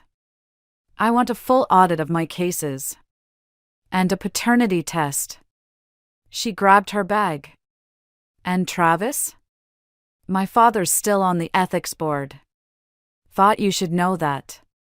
She walked out, head high, leaving Travis standing there as his carefully constructed world began to crumble. I gathered Sophie's carrier, paused beside him. You wanted a DNA test so badly? Congratulations. You just destroyed yourself with one. His response was lost in the sound of police sirens approaching, right on schedule, thanks to Sam's evidence of financial fraud. Sometimes, I realized, the best revenge isn't about getting even. It's about getting free. The police station's fluorescent lights cast harsh shadows across Travis's face as they led him away in handcuffs. Financial fraud. Evidence tampering. Attempted coercion. The charges kept mounting, but I felt hollow inside, watching his destruction unfold. Mrs. Thompson? A detective appeared beside me, holding a stack of files. We found something else you should see. I followed her to an interview room, leaving Sophie with Emily in the waiting area. Sam and Dr. Collins were already inside, faces grim. There were other women, the detective said, spreading photos across the table. Before you. Before Natalie. Each photo told the same story, different women, same pattern. Houses in his mother's name. Joint accounts drained dry. Lives systematically dismantled. He's done this before? My voice sounded distant, strange. 3 times. Sam picked up one photo. All professional women. All pregnant when he left. The children? None were his. Dr. Collins's voice was gentle. The vasectomy was 9 years ago, not 3. Everything was a lie, Mabel. From the very beginning. The room tilted sideways. I gripped the table edge, bile rising in my throat. But Sophie is yours, Dr. Collins said quickly. The DNA test proved that. But Travis isn't her father. Memory hit like a physical blow, that Christmas party last year. The drink that tasted strange. The morning I couldn't quite remember. Oh God. The pieces clicked together with sickening clarity. He planned it. All of it. We found these in his private email. The detective slid over printed messages. He tracked your fertility cycle. Arranged everything.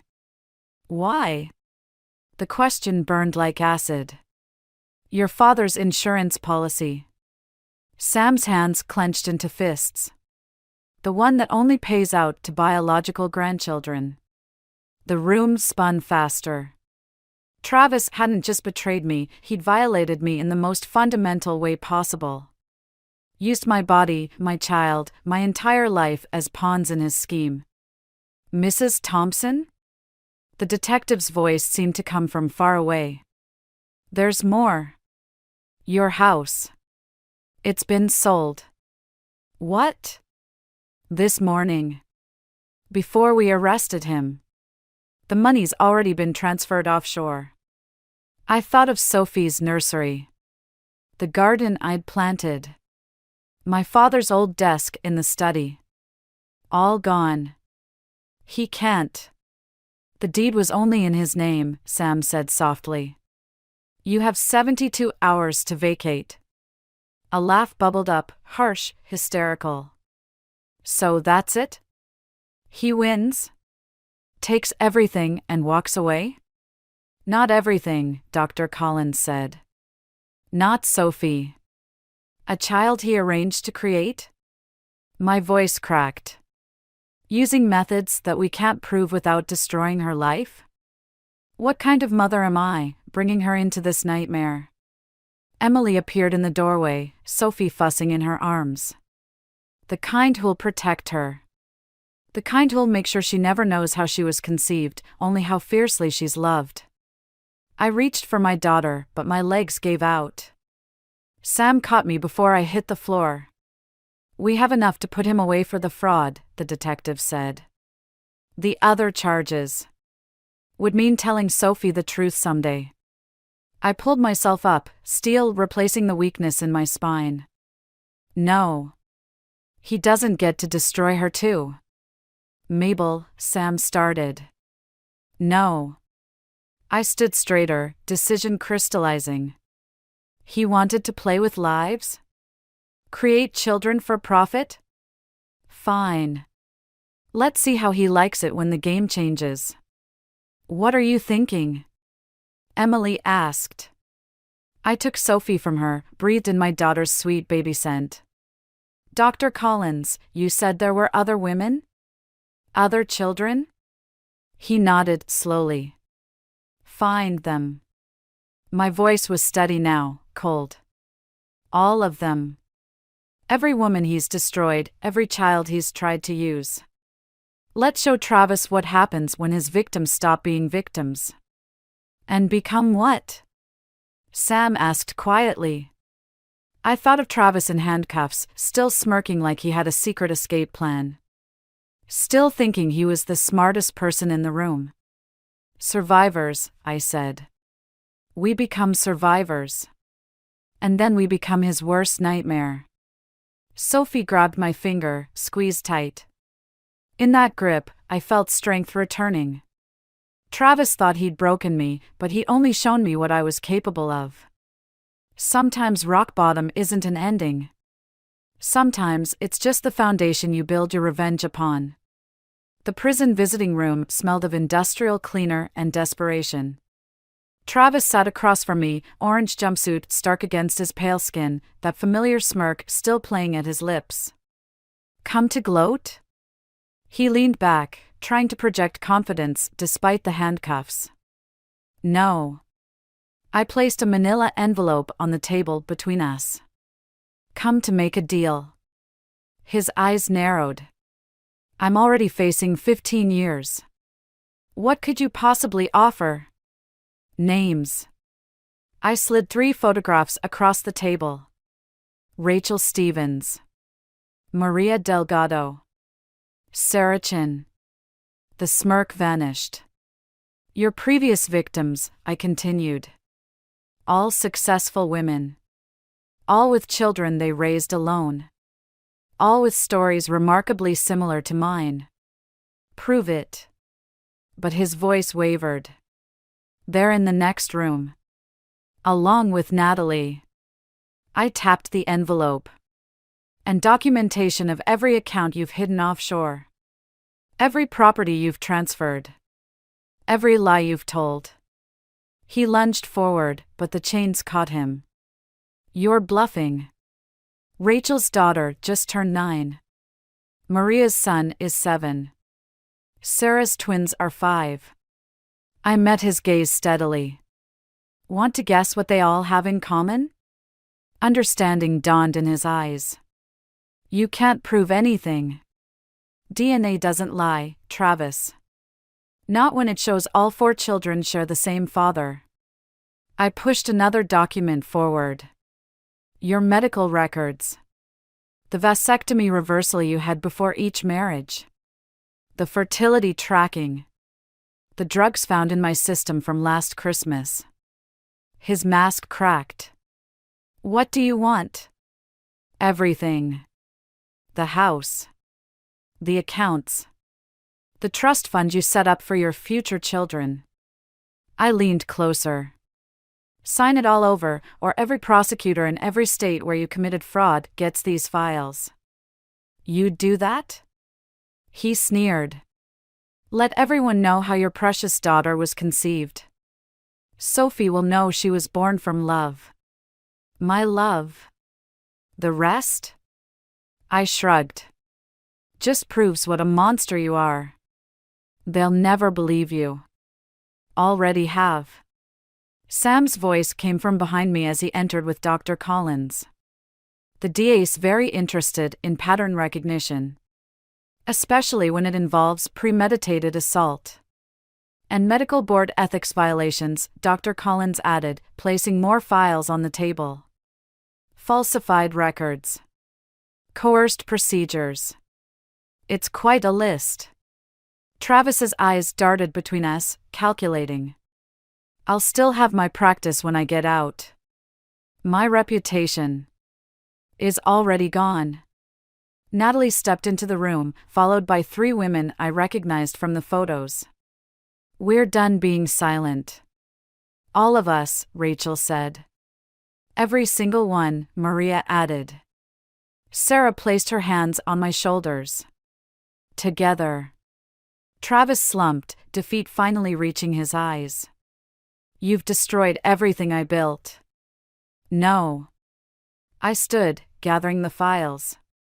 You did that yourself. We're just making sure you can't build it again. The papers are ready, Sam said. Sign them, and we keep the worst of it quiet. Refuse. He gestured to the women around the room. We all go public. Travis's hand shook as he signed, his signature a broken version of its usual flourish. Congratulations, he spat. You got your revenge. This isn't revenge. I gathered Sophie's carrier from where Emily waited by the door. This is justice. For every woman you hurt. Every child you tried to use. And this? He nodded at Sophie, one last attempt to wound. How will you explain her existence? With pride. I lifted my daughter, let her presence strengthen me. Because she'll grow up knowing she saved not just me, but all of us. Your attempt to create the perfect victim created something else instead. What's that? A family. I turned to the women who'd become my sisters in survival. One you'll never understand or destroy.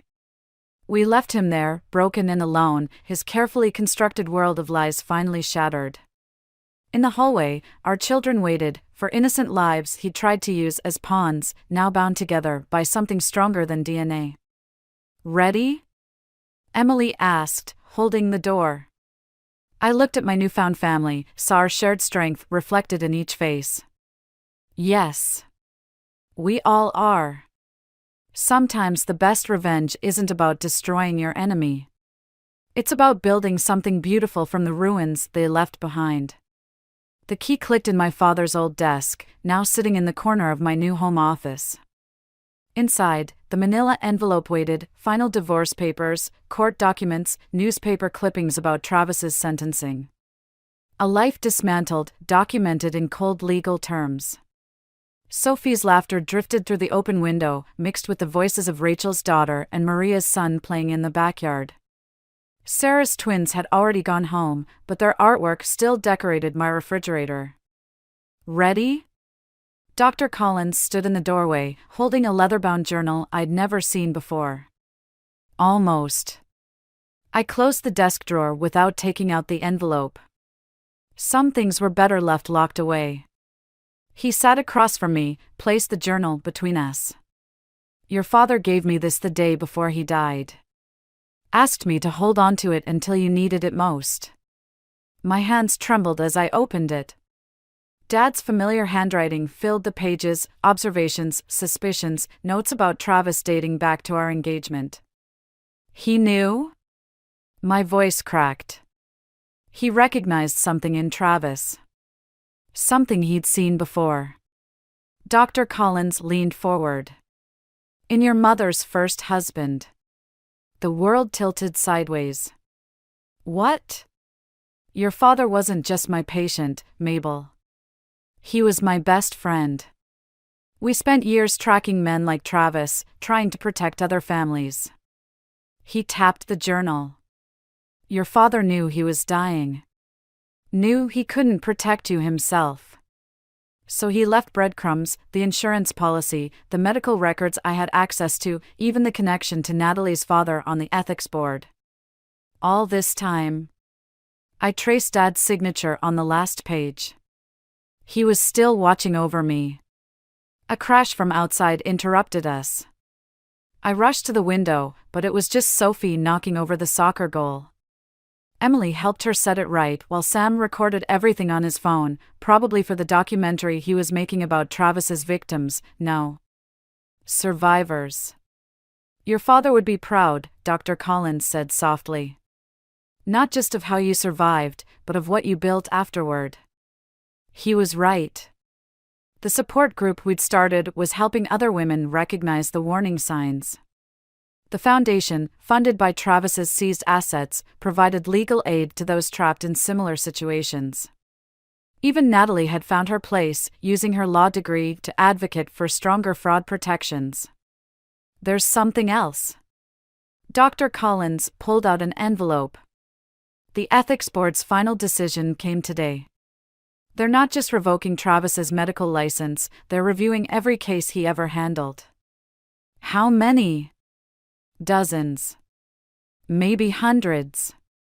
He sighed. Some wounds we can heal. Others we can prevent. I stood, decision made. The Foundation's next project, tracking down every patient he might have hurt. Offering help, support, whatever they need. Using his own money to undo his damage? Dr. Collins smiled. Perfect justice. A small hand tugged at my skirt. Sophie stood there, grass-stained and grinning, holding up a dandelion. Behind her, Rachel and Maria chatted on the patio while their children played. Emily arranged snacks while Sam edited footage on his laptop. My new family, built from the ashes of Travis's destruction. For you, Mama, Sophie said, offering the dandelion. I lifted her onto my lap, breathed in the scent of sunshine and childhood. Make a wish? She blew, sending white seeds dancing through the air. Some would take root, I knew. Grow strong despite harsh conditions. Transform into something beautiful and resilient. Just like us. Dr. Collins gathered his things to leave, but paused at the door. Your father's last note, the one he wrote just for you. Did you want to read it? I looked at Sophie, at the family gathering in my backyard, at the Foundation paperwork on my desk. At all the ways love could triumph over hate, truth over lies, justice over revenge. No, I said softly. I think I already know what it says. Because in the end, Dad had given me everything I needed, not just the tools to survive Travis, but the strength to build something better from the wreckage. Something that would help others find their way out of darkness. Sometimes the best revenge isn't about destroying your enemy's world. It's about creating a better one in its place. The day started like any other. I was buried under a mountain of paperwork at the law firm, trying to make sense of a particularly convoluted case, when my phone buzzed with a call that would change everything. Harper, it's about your dad, the voice said, a mix of sympathy and urgency. My heart stopped, and I knew before they even said the words. He was gone. Just like that. My name is Harper. I'm a paralegal, and I guess you could say my life just got flipped upside down. The news of my father's sudden death hit me like a freight train. He was my rock, the one person who always had my back, and now he was just gone. I felt like I was falling into a pit with no bottom. I barely remember leaving work or the drive home. Everything was a blur of tears and disbelief. As I walked through the door, Cole was already there, his eyes wide with concern. Harper, what happened? He asked, pulling me into a tight hug. His arms were warm and solid, the only thing keeping me from crumbling to the floor. "It's Dad," I whispered, the words barely audible. "He's gone." Cole held me tighter, whispering soothing words, but my mind was elsewhere, racing through memories and regrets. I should have called him more, visited more often. But it was too late for that now. The next few days were a whirlwind of arrangements and condolences. My father had left behind more than just memories. There was a mountain of debt I had no idea about. The savings I thought I had? Gone. Swallowed up by unpaid loans and medical bills. It was like losing him all over again. One night, as I sat alone in the dim light of our living room, sifting through his papers, I found a letter addressed to me in his handwriting. It was sealed, untouched, as if waiting for this very moment. My hands trembled as I opened it, revealing a few lines that hinted at a secret he never got the chance to share. There was no explanation, just a cryptic message about something he'd left for me, something important. I showed Cole the letter, hoping he could make sense of it. "What do you think it means?" I asked, feeling a mix of curiosity and dread. Cole studied the letter, his brow furrowed. "I don't know, Harper. Maybe it's something he wanted to tell you in person." His words offered little comfort. As much as I wanted to unravel the mystery, I had more immediate concerns. Our finances were in shambles, and I was struggling to keep it together. Cole, ever the pragmatist, suggested we get married sooner rather than later. "We can pool our resources, make things easier," he said, his tone gentle but firm. Marriage had always been on the cards, but this felt different, more like a necessity than a celebration. Still, the thought of having someone to lean on was a lifeline I desperately needed. So I agreed, clinging to the hope that together we could weather the storm. But beneath the surface, doubts lingered. Cole was supportive, no doubt, but there were times when I caught a flicker of something else in his eyes. Anxiety, perhaps, or maybe something deeper. He was under a lot of pressure at work, and I knew his mother, Vivian, wasn't exactly my biggest fan. She had always been polite, but there was an edge to her interactions with me, a subtle disapproval that I couldn't quite shake. I tried to brush it off, focusing instead on the future Cole and I were building. But the letter from my father nagged at me, a constant reminder that there were secrets yet to be uncovered. As I lay in bed one night, staring at the ceiling, I couldn't help but wonder if this was just the beginning of something bigger. The next morning, I woke with a sense of determination. Whatever my father had left behind, I would find it. And whatever challenges lay ahead, I would face them head-on. I had to for my sake, for Ivy's, and for the future I was determined to build. Yet, as I prepared to dive into the chaos of my new reality, I couldn't shake the feeling that there was more to this story than I knew. And that maybe, just maybe, the real storm was still on the horizon. Life after my father's funeral settled into a tense routine. Every morning, I woke up with a knot in my stomach, a mix of grief and anxiety that seemed to grow heavier with each passing day. Cole and I were married now, but the financial strain was taking its toll. We were constantly juggling bills, and the stress was palpable. Cole was working late more often, his job at the tech company demanding more of his time and energy. I understood, of course. We needed the money, and he was doing his best to provide for us. But it left me feeling isolated, like I was carrying the weight of everything alone. Ivy, our daughter, was my only solace, her laughter a bright spot in an otherwise gloomy landscape. One evening, as I was tucking Ivy into bed, she looked up at me with those big, innocent eyes. "Mommy, why does Grandma say you're not a real mommy?" she asked, her voice small and confused. The question hit me like a punch to the gut. "What do you mean, sweetheart?" I asked, trying to keep my voice steady. "Grandma says you don't know how to take care of me properly," Ivy replied, her little face scrunched up in concentration. I forced a smile. "Grandma loves you very much, Ivy. Sometimes grown-ups just say things they don't mean." But inside, I was seething. Vivian had always been critical, but undermining me to Ivy was a new low. I decided to confront Cole about it the next day. When he finally got home, exhausted and distracted, I brought it up. "Cole, we need to talk about your mother." He sighed, rubbing his temples. "Harper, I really don't have the energy for this right now." "It's important," I insisted, trying to keep my frustration in check. "She's telling Ivy things that make me look bad." Cole's face tightened. She's just concerned, Harper. She wants what's best for Ivy. And I don't. I shot back, my voice rising despite myself. That's not what I meant, Cole said, a hint of irritation creeping into his tone. Look, I'll talk to her, okay? But she's not the enemy here. I wanted to scream that maybe she was, but I bit my tongue.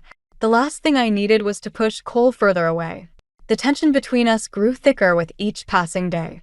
I could feel the distance widening, like a chasm opening up beneath our feet. One night, as I sat alone on the couch, I found myself staring at the mysterious letter from my father. It was a puzzle I couldn't solve, a secret that seemed just out of reach. Part of me wondered if it held the key to everything falling apart around me. The next morning, I decided to call Zoe, my best friend and confidant. If anyone could help me make sense of things, it was her. We met for coffee, and as I poured my heart out, she listened intently, her expression a mix of empathy and concern. Harper, you can't let Vivian get to you, Zoe said, her voice firm but kind. You're a great mom, and Ivy knows that. As for Cole, maybe it's time to have a serious talk about where you both stand. I know, I replied, fiddling with my coffee cup. But it's like he's slipping away, and I don't know how to bring him back. Zoe reached across the table, squeezing my hand. You're stronger than you think. Just remember, you're not alone in this. Her words were a balm to my frayed nerves, but they didn't change the reality I faced. That evening, as I returned home, I found Cole in the living room, a tense look on his face. We need to talk, he said, gesturing for me to sit. I nodded, my heart pounding. What's going on? He hesitated, then finally spoke. My mother's been saying things because she's worried. She thinks we're not handling things well. And you agree with her? I asked, my voice barely above a whisper. No, it's not that, Cole replied, frustration evident. But maybe she's right about one thing. We need help, Harper. Financially and maybe even emotionally. His admission was unexpected, a twist I hadn't seen coming. It was both a relief and a new source of anxiety. Accepting help meant admitting we couldn't handle things on our own, and I wasn't sure I was ready for that. But as I sat there, looking at the man I loved, I realized that maybe it was time to face the truth. Our marriage was fraying, and we needed to act before it unraveled completely. The question was, could we find our way back to each other, or had too much damage already been done? The tension in our house had reached a boiling point. It felt like I was constantly walking on eggshells, trying to avoid triggering another argument with Cole. But no matter how careful I was, the cracks in our marriage were widening, threatening to swallow us whole. One evening, as I sat at the kitchen table, sorting through the endless pile of bills, I noticed Cole's laptop was still open. Normally, I wouldn't have thought twice about it, but something about the way it was left there, screen glowing in the dim light, drew me in. I hesitated, then clicked on the email icon, a part of me knowing I shouldn't but unable to stop myself. What I found was a series of messages between Cole and his mother, Vivian. They were discussing our marriage, my abilities as a mother, and even the possibility of Cole moving back in with her, taking Ivy with him. My hands shook as I read through the emails, each word a dagger to my heart. Vivian was urging him to leave, painting me as unstable and unfit. And Cole, instead of defending me, seemed to be agreeing with her, his responses filled with doubt and uncertainty. I slammed the laptop shut, my breath coming in ragged gasps. The betrayal was suffocating. I felt like I was drowning, and no matter how hard I tried, I couldn't find the surface. The man I had married, the man I thought I knew, was conspiring with his mother to tear our family apart. When Cole came home that night, I confronted him. I saw the emails, Cole, I said, my voice trembling with a mix of anger and hurt. He froze, his eyes wide with shock. Harper, I can explain. Explain what? I interrupted, my voice rising. That you're planning to leave me? That you're letting your mother dictate our lives?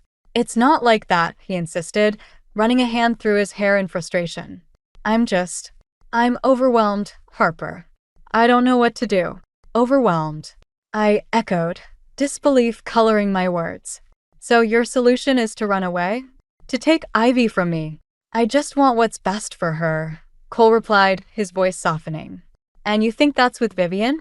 I asked, my voice breaking. Do you even realize what you're doing? He looked down, guilt and conflict warring on his face. I didn't mean for it to get this far. We stood there in silence, the weight of his betrayal hanging between us. I wanted to scream, to cry, but all I could do was stand there, numb and broken. The next day, I called Zoe, desperate for some semblance of clarity. We met at a small cafe, the noise of the bustling crowd a welcome distraction from the chaos in my mind. "Harper, you need to think about what you want," Zoe said, her voice steady and reassuring. "Not just for Ivy, but for yourself." "I don't know, Zoe," I admitted, my voice barely above a whisper. "I feel like everything's slipping away." Zoe reached across the table, her eyes filled with determination. "You're stronger than you think. Don't let them make you doubt that." Her words gave me a flicker of hope, a reminder that I wasn't alone in this fight. But as I left the cafe, my mind kept circling back to the emails, to the sense of betrayal that clung to me like a shadow. Back at home, I found Ivy playing quietly in her room, her innocence a stark contrast to the turmoil swirling around us. She looked up as I entered, her eyes bright with curiosity. "Mommy, are you okay?" she asked, her voice filled with concern far beyond her years. I forced a smile, kneeling down to her level. "I'm okay, sweetheart. Just a little tired." She nodded, accepting my answer without question, and went back to her game. But as I watched her, I knew I had to protect her from the storm brewing between Cole and me. That night, as I lay in bed, I realized that something had to change. I couldn't keep living in this limbo, waiting for the other shoe to drop. I needed to take control, to stand up for myself and for Ivy. The next morning, I made a decision. I would confront Vivian, lay everything out on the table. It was a risk, but I had nothing left to lose. This was about justice, about reclaiming my life and my family from the brink of destruction. I had no idea what would happen, but I knew one thing for certain. I was done being a pawn in someone else's game. It was time to fight back, to find my own path forward, whatever that might look like. The morning light crept through the curtains, casting a soft glow over the room, but my mind was anything but peaceful. I was determined to confront Vivian, to finally put an end to her meddling. My heart raced with a mix of fear and resolve as I prepared for what I knew would be a difficult conversation. Ivy was at school and Cole was at work, leaving me with the perfect opportunity to visit Vivian without distractions. As I drove to her house, my grip on the steering wheel tightened, my knuckles white with tension. I rehearsed what I would say, knowing I had to stay calm, composed, and firm. Vivian greeted me at the door with a surprised smile, her eyes narrowing slightly as she realized I was alone. "Harper, what a surprise." "Come in," she said, stepping aside to let me pass. I entered, the familiar scent of her lavender candles filling the air. It was a beautiful home, filled with art and elegance, much like Vivian herself. But today, I wasn't here to admire her taste. "Vivian, we need to talk," I said, my voice steady despite the turmoil inside. "Of course. What's on your mind?" she replied, her tone pleasant but guarded. I took a deep breath, meeting her gaze head-on. "I know about the emails, Vivian. I know you've been encouraging Cole to leave me and take Ivy." Her expression didn't change, but there was a flicker of something, perhaps annoyance or regret. "Harper, I'm only looking out for my son and granddaughter. I want what's best for them. And you think tearing our family apart is what's best?" I challenged, my voice rising slightly.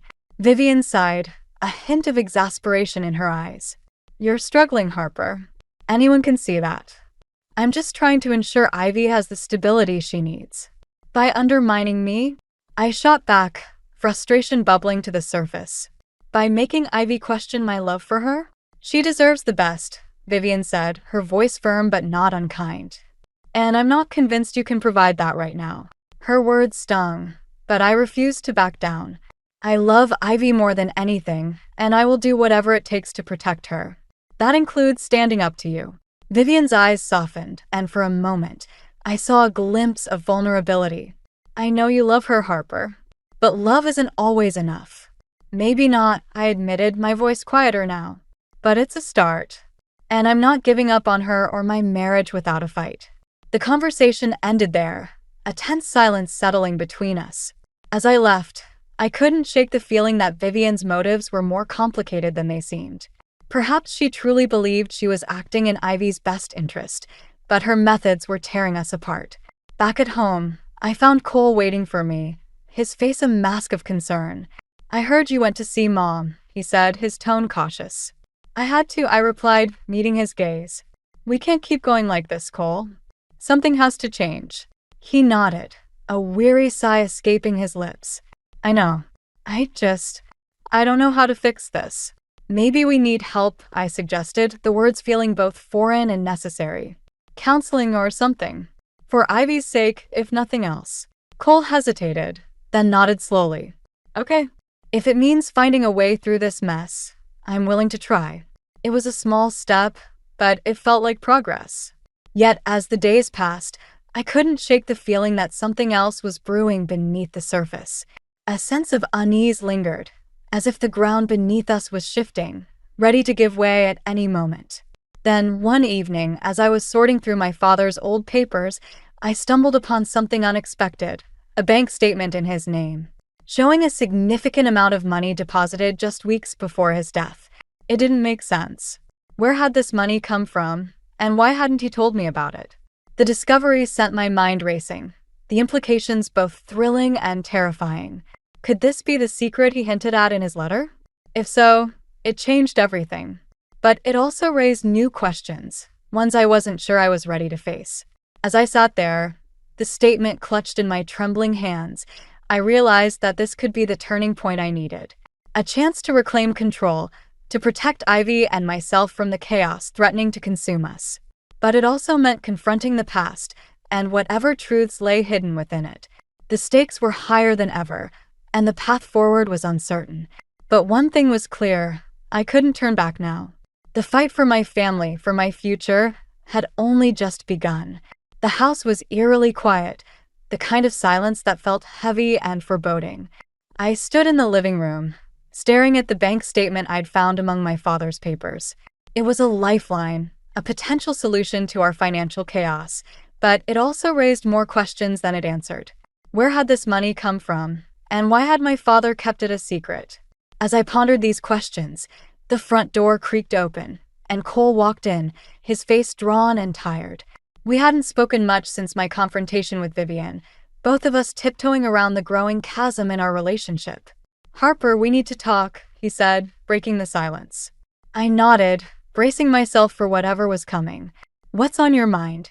He hesitated, a flicker of uncertainty in his eyes. "I've been thinking. Maybe it's time we took a break. For Ivy's sake." The words hung in the air, a chilling echo of my worst fears. "A break," I repeated, my voice barely above a whisper. "Things have been tense, and I don't want Ivy caught in the middle," Cole explained, his tone both apologetic and firm. "So, you think leaving is the answer?" I asked, struggling to keep my emotions in check.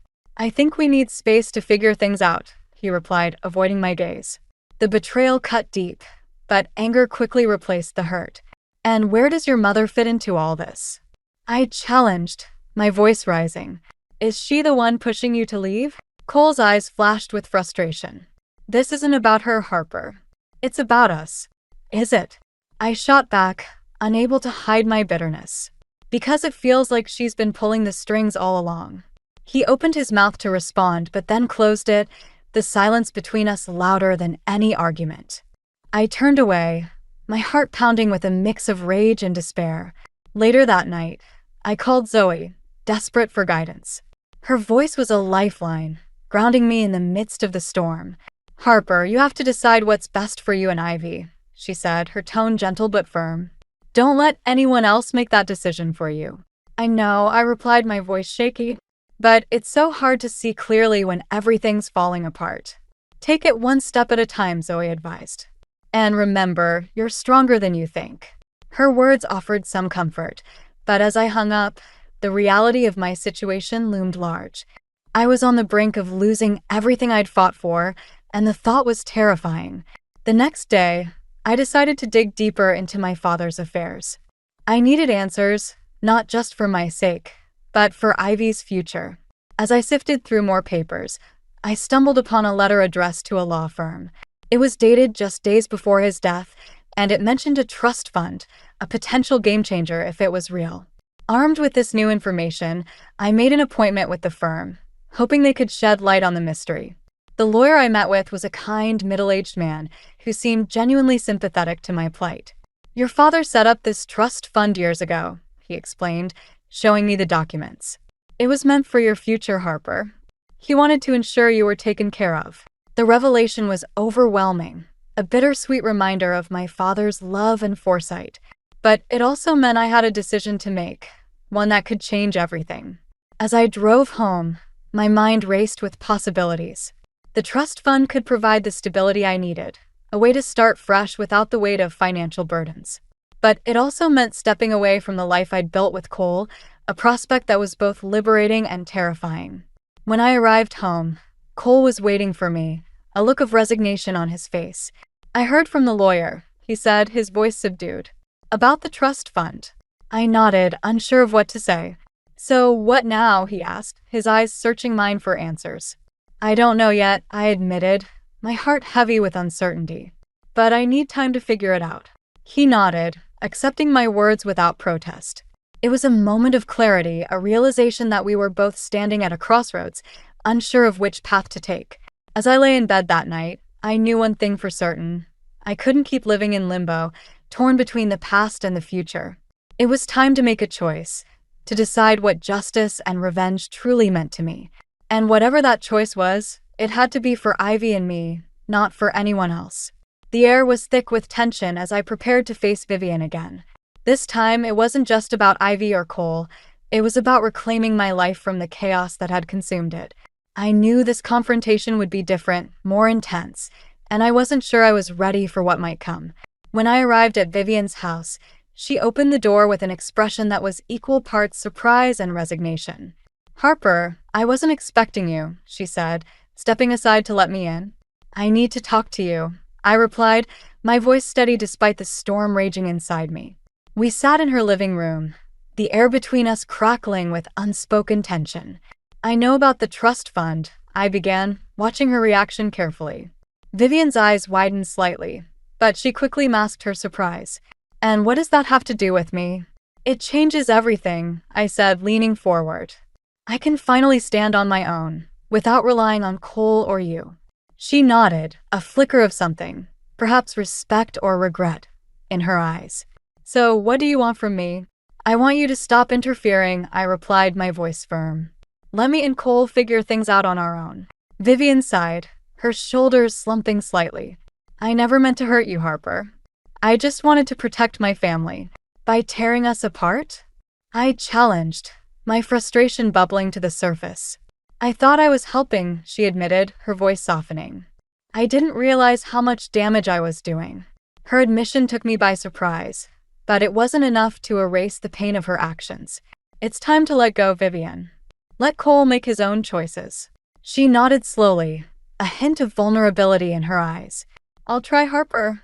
I promise." As I left, I felt a sense of relief, but it was quickly overshadowed by the enormity of what lay ahead. The trust fund offered a way out, but it also meant making a choice I wasn't sure I was ready for. Back at home, I found Cole waiting for me, his expression a mix of hope and uncertainty. "How did it go?" he asked, his voice tentative. "She's agreed to back off," I replied, keeping my tone neutral. "That's good, right?" he said, searching my face for reassurance. "It's a start," I conceded, though the path ahead felt anything but clear. As the days passed, I threw myself into work, trying to find solace in the routine. But the weight of the decision I had to make hung over me like a dark cloud, impossible to ignore. One evening, as I was leaving the office, my phone buzzed with a message from Zoe. "We need to talk. It's important," it read, sending a shiver of apprehension down my spine. We met at our usual cafe, and I could tell from her expression that something was wrong. "What's going on?" I asked, trying to keep my voice steady. "It's about Cole," Zoe said, her eyes filled with concern. "I heard he's been talking to a lawyer about custody." The words hit me like a punch to the gut, leaving me breathless with shock. "Custody?" I echoed, my mind racing. "I didn't want to believe it, but I thought you should know," Zoe explained, her voice filled with regret. The betrayal was staggering, a blow I hadn't seen coming. I felt the ground shift beneath me, the fragile stability I'd clung to crumbling away. That night, I confronted Cole, my heart pounding with a mix of fear and anger. "Is it true?" I demanded, my voice trembling. "Are you planning to take Ivy?" He hesitated, guilt written all over his face. "I was just exploring options," he admitted, his voice barely above a whisper. "Options?" I repeated, incredulous. "You were going to take her away from me?" "I didn't know what else to do," he said, his eyes pleading for understanding. The room spun around me, the enormity of his betrayal crashing over me like a tidal wave. "I trusted you, Cole," I said, my voice breaking. "How could you do this?" "I'm sorry, Harper," he replied, his voice filled with remorse. "I didn't mean for it to get this far." But the damage was done, and as I stood there, I realized that the life I'd fought so hard to hold on to was slipping through my fingers. In that moment, I knew I had to make a choice, not just for Ivy, but for myself. The trust fund was my way out, a chance to start fresh without the weight of betrayal dragging me down. As I lay in bed that night, the tears finally came, a torrent of grief and anger that left me feeling hollow and spent. But beneath it all, a spark of determination flickered to life, a reminder that I wasn't beaten yet. I would fight for Ivy, for our future, and for the chance to reclaim my life from the ashes of what had been. It wouldn't be easy, but I was ready to face whatever came next. The air was thick with anticipation as I prepared for what felt like the final battle in a long, exhausting war. The trust fund had given me the means to stand on my own, but the real challenge lay ahead, confronting Cole and deciding the future of our family. The stakes had never been higher, and I knew this was my moment to reclaim control. I arrived at the house, my heart pounding with a mix of fear and determination. Ivy was staying with Zoe for the weekend, giving us the space we needed to have an honest conversation without distractions. As I stepped inside, I found Cole in the living room, his expression a mix of apprehension and resignation. "We need to talk," I said, my voice steady despite the turmoil inside. He nodded, gesturing for me to sit. "I've been thinking a lot about everything," he began, his voice heavy with emotion. "I have too," I replied, meeting his gaze. "And I've made a decision." He tensed, clearly bracing himself for the worst. "What is it?" "I'm going to use the trust fund to start fresh," I said, my words carefully measured. "I need to do this for Ivy and for myself." Cole's face fell, the weight of my decision settling over him like a shroud. "So this is it?" he asked, his voice barely above a whisper. "It doesn't have to be," I replied, my tone softening. "But things need to change, Cole. We can't keep living like this." He nodded, a flicker of something, hope perhaps, in his eyes. "I know. I've been thinking about that too." As we talked, the tension slowly began to ease, replaced by a sense of clarity. But just as I started to think we might find a way forward, Cole's phone buzzed with a message. He glanced at it, and his expression shifted from hope to dread. "What is it?" I asked, my heart sinking. "It's my mother," he said, his voice tight. "She wants to meet. Now." I felt a surge of frustration, but I knew this was an opportunity one couldn't pass up. "Let's go," I said, determination fueling my words. We drove in silence to Vivian's house, the air between us charged with unspoken tension. When we arrived, she was waiting for us, her expression unreadable. "Thank you for coming," Vivian said, her voice unusually subdued.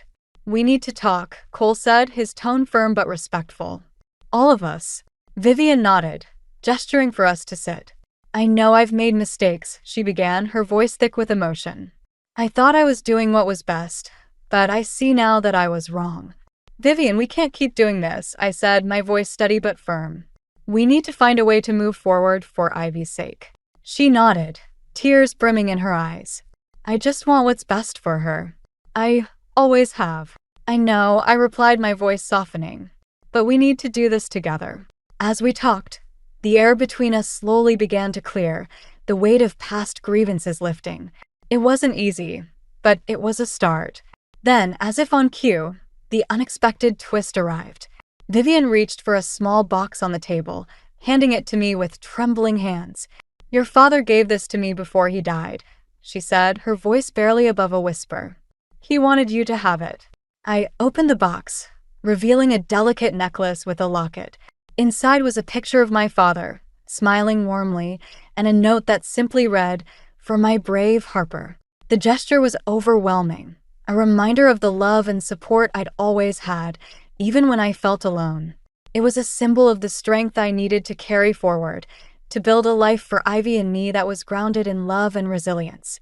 As I looked up, I saw a flicker of understanding in Cole's eyes, a realization that perhaps we could find a way to coexist, if not as partners, then as co-parents. "I'm sorry, Harper," he said, his voice filled with genuine remorse. "I didn't mean to hurt you." "I know," I replied, my voice steady with newfound strength. "But we have to do better for Ivy." The conversation continued, the three of us working through the tangled web of emotions and misunderstandings that had brought us to this point. It wasn't a perfect resolution, but it was a start, a chance to rebuild, to find peace in the chaos. As I left Vivian's house, the locket resting against my heart, I felt a sense of calm I hadn't experienced in months.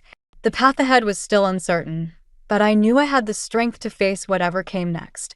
I was ready to embrace the future, to create a life defined by love, resilience, and hope. The sun was setting as I walked through the park, the sky a canvas of oranges and pinks. Ivy was playing nearby, her laughter echoing through the cool evening air. Watching her, I felt a sense of peace I hadn't experienced in a long time. It was a new beginning, one I'd fought hard to reach. The past few months had been a whirlwind of change. After the confrontation with Vivian, Cole and I had come to an understanding. We were no longer partners in marriage, but we were committed to being the best co-parents possible for Ivy.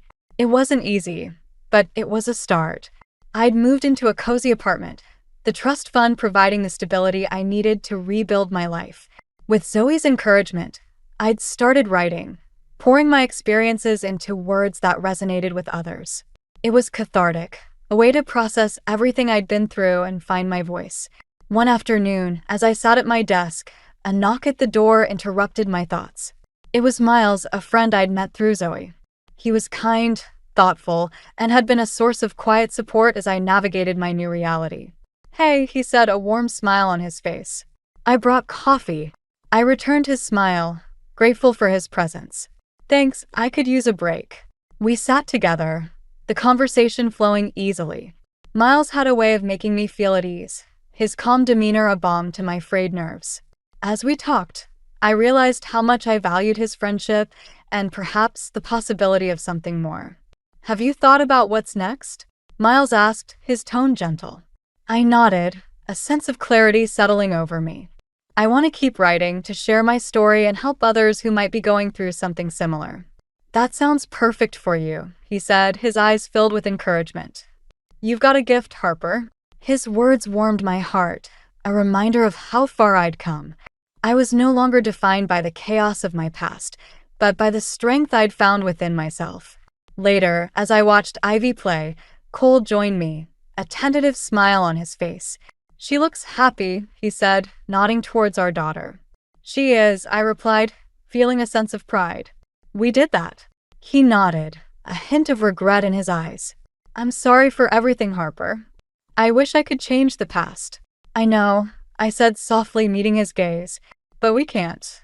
We can only do better moving forward."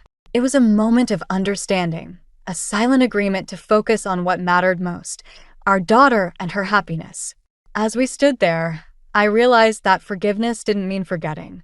It meant letting go, freeing myself from the weight of past betrayals. As the evening drew to a close, I felt a sense of closure. The journey had been painful, but it had also been transformative. I'd discovered my strength, my resilience, and my capacity for love, not just for others, but for myself. Yet, as I reflected on everything, a lingering question remained. What would the future hold?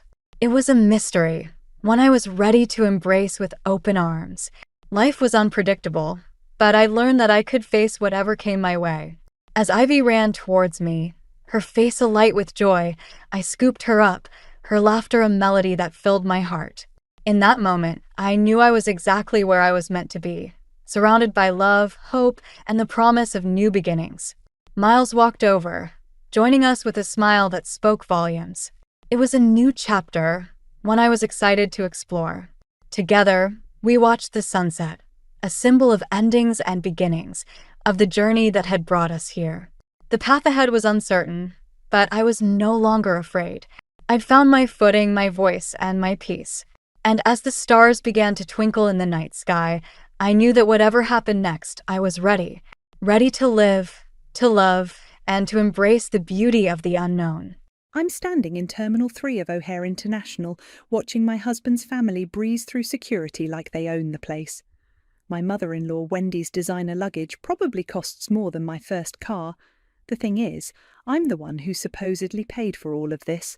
Their first-class tickets, the beachfront villa, the private tours, $25,000 of tropical paradise, charged to my credit card without my knowledge or consent. My name is Alison, and I've spent the last 8 years being the family ATM for the Zimmermans. "Honey, aren't you coming?" Gavin calls out, his voice carrying that familiar note of passive-aggressive concern. He's already slipped off his shoes, ready for the security check. "No," I say simply. The word feels foreign on my tongue. 8 years of yes, and finally, no. Wendy's perfectly penciled eyebrows shoot up. "What do you mean, no? Everything's booked. Don't be difficult, dear." I pull out my phone and open my banking app. Funny thing about bookings, they can be cancelled, which I did, last night, all of them. The change in their expressions would be comical if it wasn't so infuriating. Soleil, my sister-in-law, nearly drops her phone. "You what?" "I also reported the charges as fraudulent," I continue, my voice steady despite my racing heart. "Since, I never authorised them." "But we discussed this." Wendy's voice rises, drawing attention from nearby travellers. "It was decided." "You decided, without me, just like you decided I'd fund Soleil's emergency Botox last month and Ronnie's investment seminar in Vegas." Gavin steps toward me, that placating smile I've grown to hate spreading across his face. "Ali, come on, you're making a scene. We can talk about this on the island." "No, we really can't, because I'm not going." My phone buzzes, a text from my best friend Charlie. "Did you do it yet? Give 'em hell." Ronnie, my brother-in-law, finally speaks up. "This is ridiculous. The villa deposit alone was $5,000. You can't just—" "Watch me," I turn to Gavin. "By the way, I moved out last night. The divorce papers are being drawn up as we speak." Now people are definitely staring.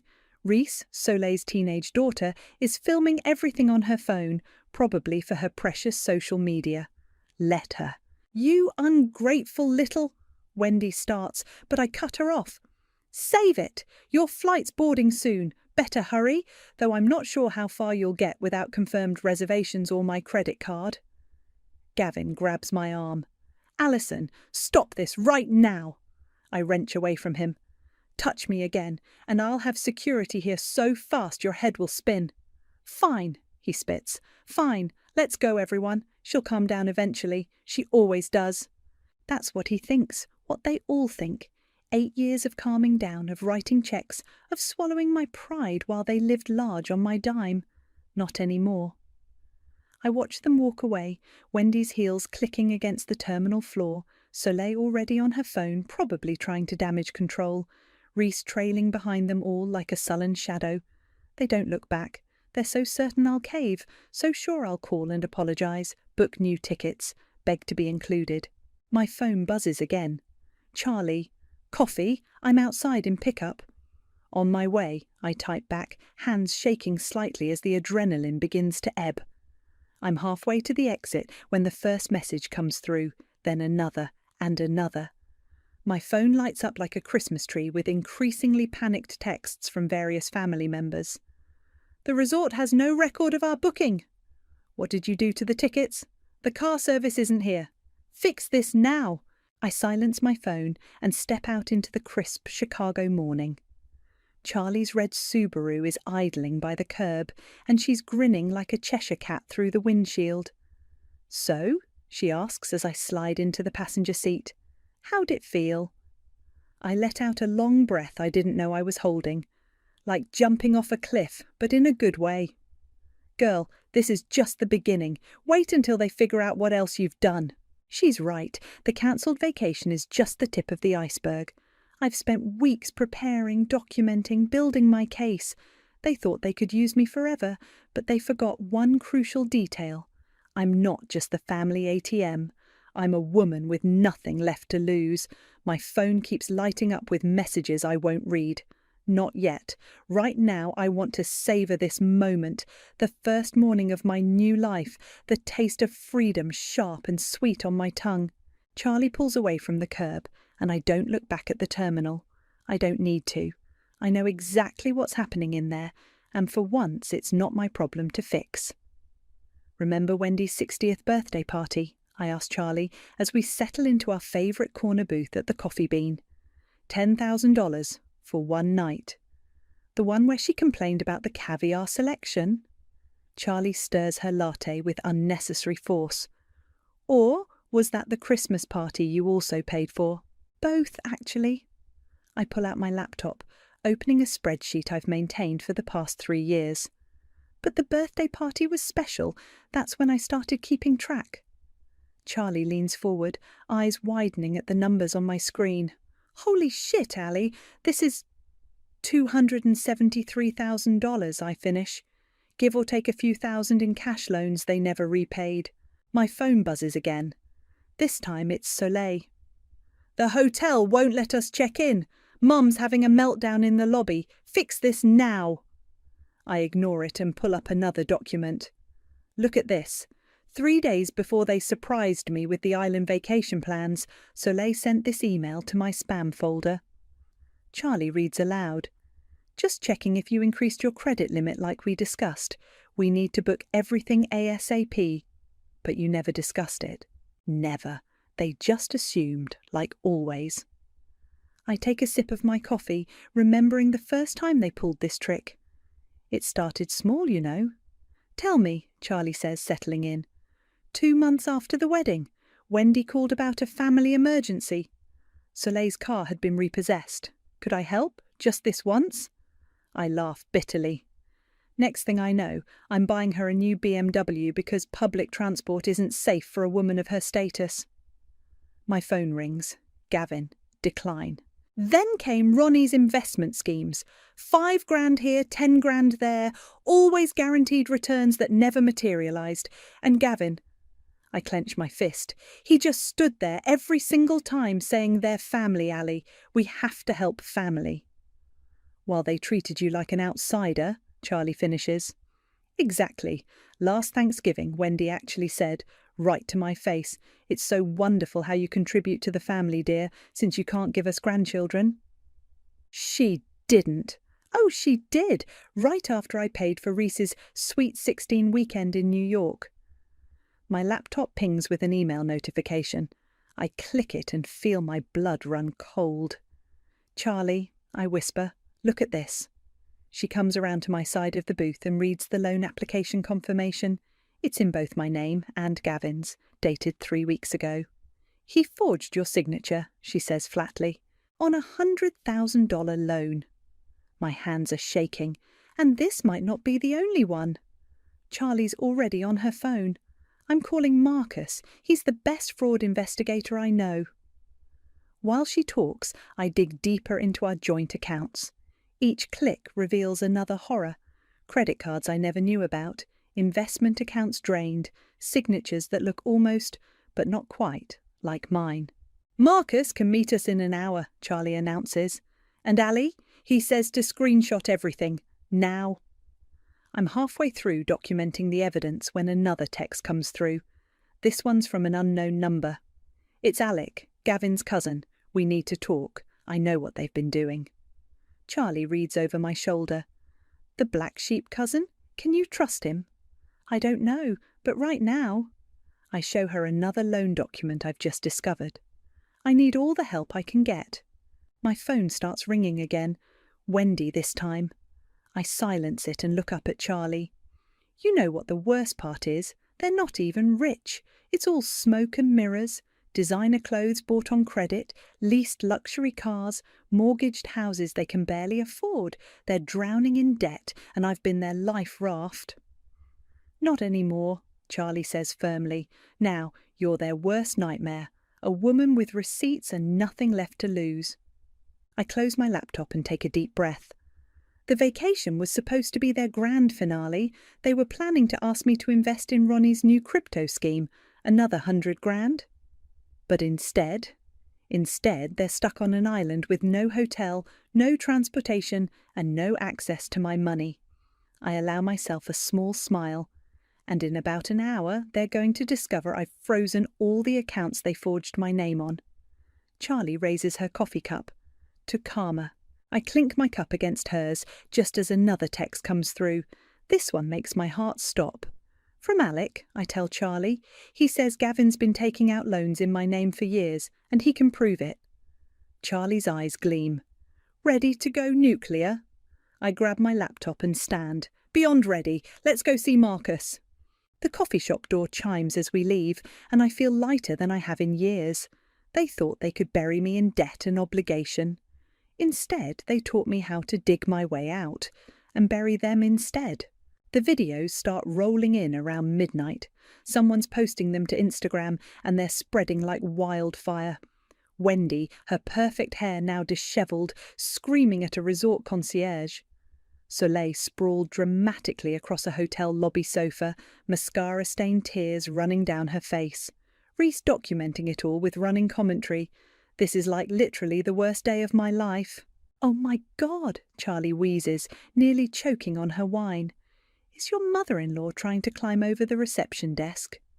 Was trying, I correct, forwarding the clip to Marcus. Security stopped her. We're camped out in Charlie's living room, watching the chaos unfold on our phones when Alec calls. I put him on speaker. You sure you want to meet? Charlie asked before I can speak. It's fine, Alec's voice comes through clear. I've been waiting for someone to stand up to them for years. I'm at the Starbucks on Michigan Avenue. 20 minutes. I look at Charlie, who nods. We'll be there. The Starbucks is nearly empty when we arrive. Alec stands out, tall, dressed simply in jeans and a button-down, nothing like the flashy designer wear his cousins favour. He waves us over to a corner table. Thanks for coming, he says, sliding a USB drive across the table. Everything's here, loan applications, forged documents, emails. Gavin's been busy. I plug the drive into my laptop. Files pop up, dozens of them. How did you get these?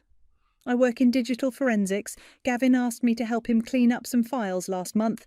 He thought I was still the same pushover they could manipulate. Alec's smile is grim. I made copies instead. Charlie leans in, scanning the documents. Holy shit, these loans go back 3 years.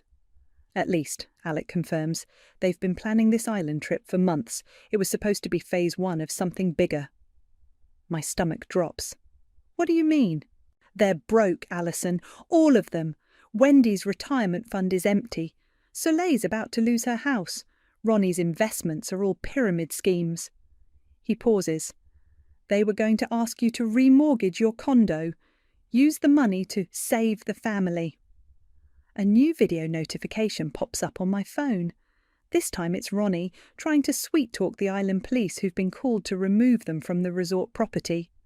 Look at this, Charlie points to an email chain. Gavin's been applying for jobs in the Cayman Islands, non-extradition country. They were going to take everything, I whisper, and run. Yeah, Alex says softly, but you beat them to it. My phone rings, Gavin again. This time I answer and put it on speaker. Having fun? I ask sweetly. Alison, this is insane. We're stranded here. Mum's having panic attacks. Just put the cards back on and we can talk about this when... When what, Gavin? When you've finished transferring our assets to the Caymans?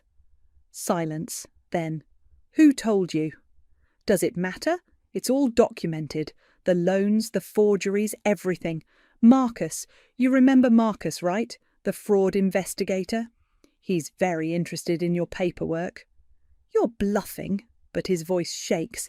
Check your email. I sent you some screenshots. Oh, and the police report I filed this morning. Fraud charges are just the beginning. More silence. Then Wendy's voice in the background. Give me that phone. Listen here, you ungrateful little... Wendy starts. No, you listen, I cut in. In about an hour, all those credit cards you've been using, they're getting cancelled. The accounts you forged my name on, frozen, and that retirement fund you've been bragging about. Better check the balance." "You can't do this to us," Wendy shrieks. "We're family." "No," I say clearly. "You're criminals, and I have proof." I hang up as Wendy starts screaming again. Alec looks impressed. "That felt good," I admit. "It's not over," he warns. "They'll fight back." "Let them." I close my laptop. I've got everything backed up in triplicate, copies with my lawyer, my bank, and the police. My phone pings with a text from Reese. "Aunt Allie, I know you hate us right now, but I'm scared. Mum's acting crazy and Grandma's talking about swimming to the mainland." "Should I respond?" I ask Charlie and Alec. "Depends," Charlie says. "Think it's genuine?" "Hard to tell with that family," Alec adds. Another text from Reese. "I found Mum's phone. There's stuff on here, stuff about you, plans they made. It's really bad. I'll send screenshots if you want." I look at Alec. "Still have your forensics kit handy?" He grins, always. "Tell her yes," Charlie says. "The house of cards is falling. Let's make sure we catch every single piece." I type back a quick response to Reese, then turn to my unlikely allies. "Ready for phase 2? They both nod, and I feel a surge of power. The Zimmermans thought they were playing chess. They didn't realise I'd already flipped the board. The screenshots from Reese start flooding in around midnight. Group chats, email threads, bank statements, all carefully documented evidence of the family's long con. I forward everything to Marcus as it arrives. "Look at this one," I tell Alec, who's set up his laptop on my kitchen counter. "Operation Island Exit. They were planning to empty my accounts while I was sleeping off jet lag." "Classic misdirection," he mutters, typing furiously. "Get you somewhere remote, limited internet, different time zone. Meanwhile, they'd have full access to everything back home." My phone buzzes. Soleil this time. I decline the call and open another screenshot from Reese. "Oh my God," I breathe. "Charlie, they were going to sell my condo." Charlie looks up from her position on my couch. "They can't. Your name's on the deed." They forged transfer papers. I hold up my phone. Dated for next week. They were going to claim I signed everything before the vacation. Alex stops typing. "That's not just fraud anymore, that's grand theft." Another video notification pops up. This time it's not from the family. Someone at the resort has posted a TikTok of the Zimmermans being escorted out of the property by security. The caption reads, "Rich family gets caught scamming. Watch till the end." "It's going viral," Charlie announces, scrolling through her phone. 20,000 views already. My laptop pings with an email from Marcus. "Meeting tomorrow at 9 a.m. Bring everything. Police want to be involved." I'm about to respond when my phone rings again. Unknown number. "Hello? Mrs. Zimmerman?" a tired voice asks. "This is Thomas from Capital One Fraud Department. We're seeing some unusual activity on your joint accounts." "Let me guess. Someone's trying to transfer large sums?" "Multiple attempts in the last hour. We've frozen everything pending investigation." I smile grimly. "Perfect. I'll be at your branch first thing tomorrow with my lawyer." After I hang up, Charlie raises her wine glass. They must be losing their minds right now. As if on cue, my phone lights up with a text from Gavin. "Coming home. This ends now." "He bought a ticket?" Alec asks, surprised. "Probably used his emergency credit card," I say, "the one Wendy pays for." Speaking of Wendy. Charlie turns up her phone's volume. Another video is making rounds. This one shows my mother-in-law trying to convince the island police that she's being held hostage by the resort. "They're unravelling," Alec observes. "Good."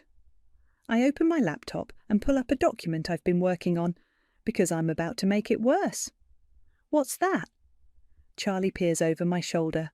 "A very detailed post about financial abuse and family fraud. Once I hit submit, it'll go live on every major social media platform." Alec whistles. "Nuclear option?" "They're about to learn what it feels like to be exposed." I start typing. Every loan, every scheme, every manipulation, all of it documented with dates and screenshots. "Wait," Charlie interrupts. "Add this." She hands me her phone, showing a new video. Ronnie's at some island bar, drunk, loudly bragging about how they've been living off the golden goose for years. I add the link just as another text comes through from Reese. Dad's at the airport. He's really mad, like I've never seen him this mad. Let him come, I mutter, finishing the post. I'm not the same woman he left at that airport. You sure about this? Alec asks as my cursor hovers over the post button. Once it's out there. They burned their bridges, I say firmly. Time to light up the ashes. Click, posted. Within minutes the notifications start. Shares, comments, tags. The story spreads like wildfire through social media. Local news picks it up first, then national outlets start calling. Trending, Charlie announces. Number 3 and climbing. My phone buzzes with a text from Marcus. Saw the post. Perfect timing. Police are very interested now. See you at 9. Another notification. This time from my bank. All suspicious accounts have been frozen. Any attempts to access them will be logged and reported. Ali? Charlie says suddenly. Your doorbell camera just pinged. Gavin's here. I look at the feed on my phone. He's standing in the lobby of my building, looking dishevelled and angry. The doorman's keeping him there just like I arranged. Let him stew, I say, turning back to my laptop. I've got a few more receipts to drop. You're enjoying this, Alec observes with a slight smile. 8 years, I remind him. 8 years of being their personal bank, their emotional punching bag, their grateful daughter-in-law.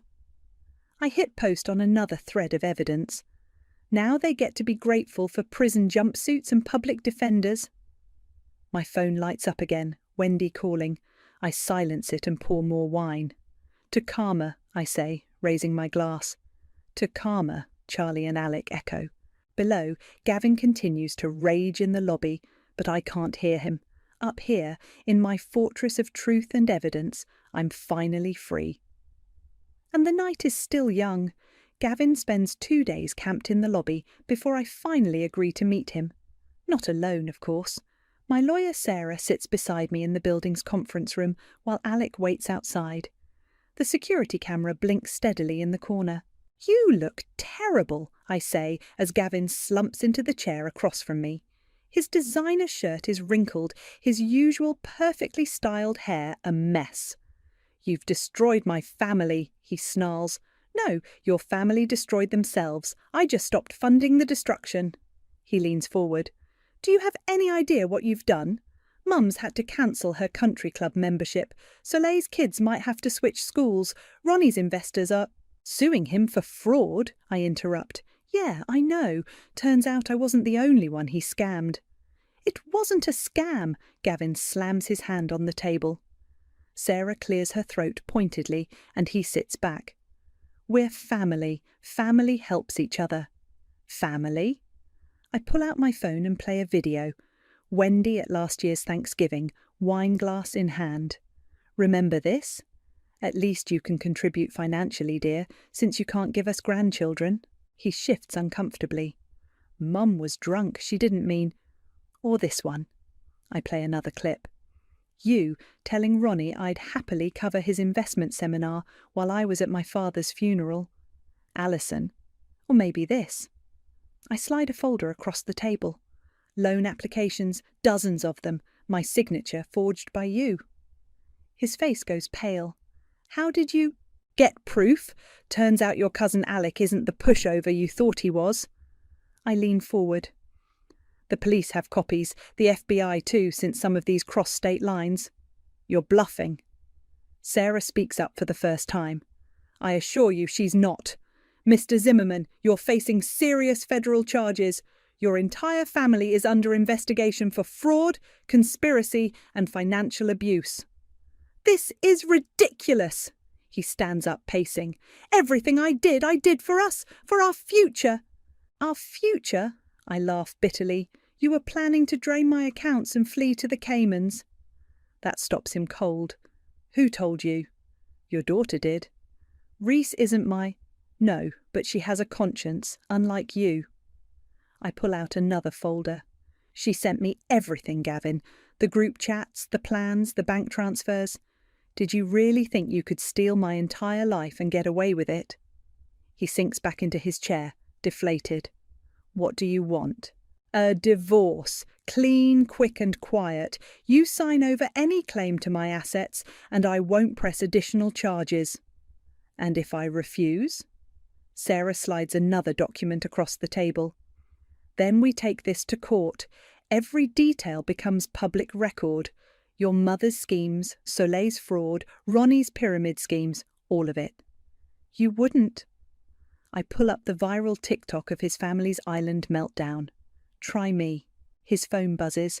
Probably Wendy, who's been calling hourly since they got back. He ignores it. You know what the funny thing is? I say quietly. I would have helped if you'd just asked. Actually asked, not demanded or manipulated or stolen. I loved you, Gavin. I wanted to be part of your family. We needed more than you were willing to give, he mutters. No, you wanted more than you deserved. I stand up. Sign the papers, Gavin. It's over. He stares at the documents for a long moment. Mum will never forgive me. That's not my problem anymore. Slowly, he picks up the pen. Each signature feels like another chain breaking loose. When he finishes, Sarah quickly notarizes the papers. We're done here, she announces, gathering the documents. Gavin stands, looking suddenly old. What am I supposed to do now? Get a good lawyer, I suggest. You're going to need one. As if on cue, his phone buzzes again. This time it's a news alert. Someone's leaked documents about Ronnie's investment schemes. The comments are brutal. Your mother's retirement fund, I add. The one she's been bragging about for years. Check the balance. Ronnie's been dipping into it for months. You're lying. Call the bank. I head for the door. Oh, and Gavin, the condo you tried to sell out from under me, I'm keeping it. Consider it payment for 8 years of financial abuse. He doesn't respond, just stares at his phone as notification after notification rolls in. The empire he helped build on lies and theft is crumbling, and he's going down with it. Outside, Alec and Charlie are waiting. How'd it go? Charlie asks. He signed, I say, feeling lighter than I have in years. It's done. My phone pings with a message from Reese. Grandma just found out about her retirement fund. She's on her way to Uncle Ronnie's with a golf club. Not quite done, Alec observes with a smile. I laugh and link arms with my friends. No, but the show's getting good. Anyone want popcorn? The video of Wendy chasing Ronnie around his front yard with a golf club goes viral faster than the island disaster. Someone sets it to Money, Money, Money by ABBA, and suddenly it's everywhere. Twitter, TikTok, Instagram, even the local news runs it. Look at the comments, Charlie says, scrolling through her phone. Rich people problems is trending. We're at my lawyer's office, watching the Zimmerman empire implode in real time. Sarah's just finished showing me the latest evidence Reese sent over. Screenshots from Soleil's tablet that she accidentally left behind at the resort. Your sister-in-law was busy, Sarah observes, spreading out printed emails. She had a whole spreadsheet of your accounts, passwords, everything. How did she get those? I ask, though I already suspect the answer. Gavin gave them to her. Sarah points to a message thread. They were planning to transfer everything while you were on the island. Operation Empty Nest, they called it. My phone rings, a number I don't recognise. Hello? Mrs. Zimmerman, this is Robert from First National Bank's fraud department. We've detected some unusual activity. Let me guess, someone trying to access my accounts? Yes, multiple attempts from various IP addresses. We've locked everything down. I thank him and hang up, just as another call comes in. This time it's Wendy. What do you want? I answer. Please, she sobs, all her usual superiority gone. Please take down that article. My investment partners are pulling out. The country club is reviewing my membership. Everyone's seen that horrible video. The one where you try to hit your son with a 5-iron. Yeah, it's pretty popular. This isn't funny. Our reputation? Your reputation, I cut in. You mean the one built on lies, fraud and stolen money? That reputation. We can work something out, she pleads. Whatever you want, just make this go away. Sarah slides a note across the desk. Police want to interview her.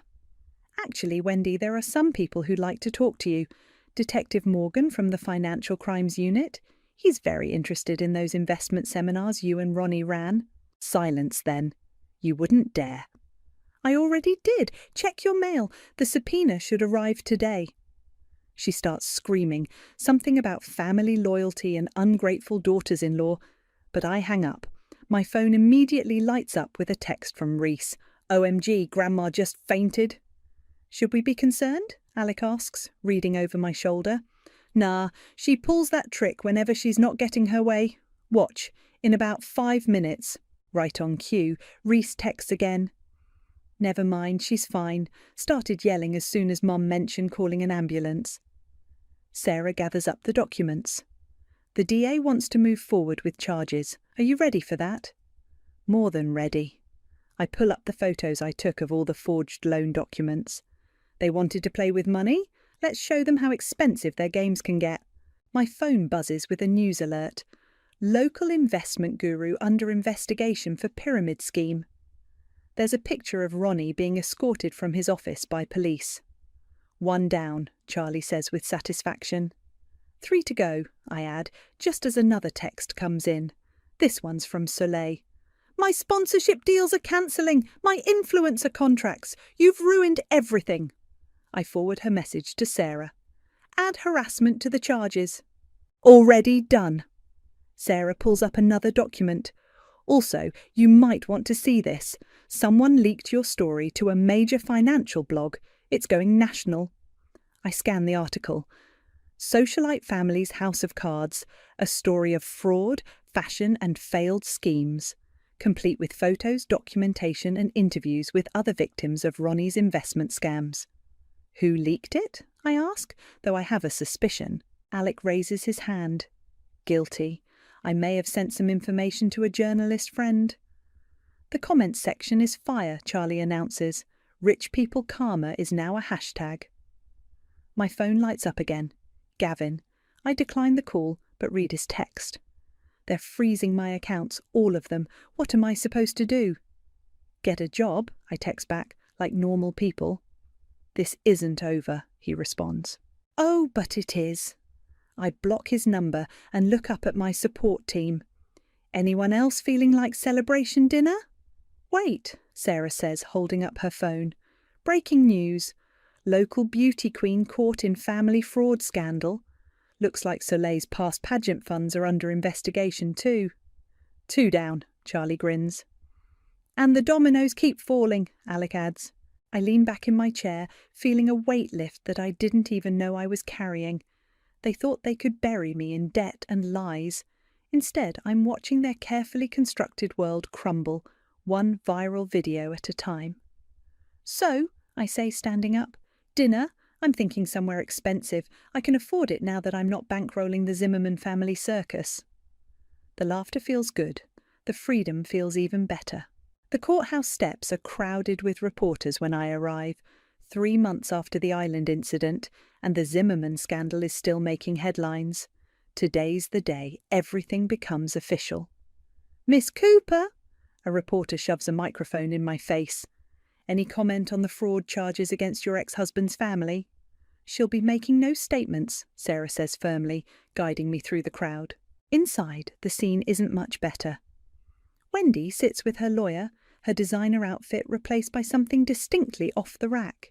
Soleil's nowhere to be seen, probably still dealing with her own legal troubles after her pageant fraud came to light. Ronnie's already in custody, awaiting trial for his investment schemes. And Gavin? He's at the defendant's table, looking like he's aged a decade. All rise, the bailiff calls out. The judge wastes no time.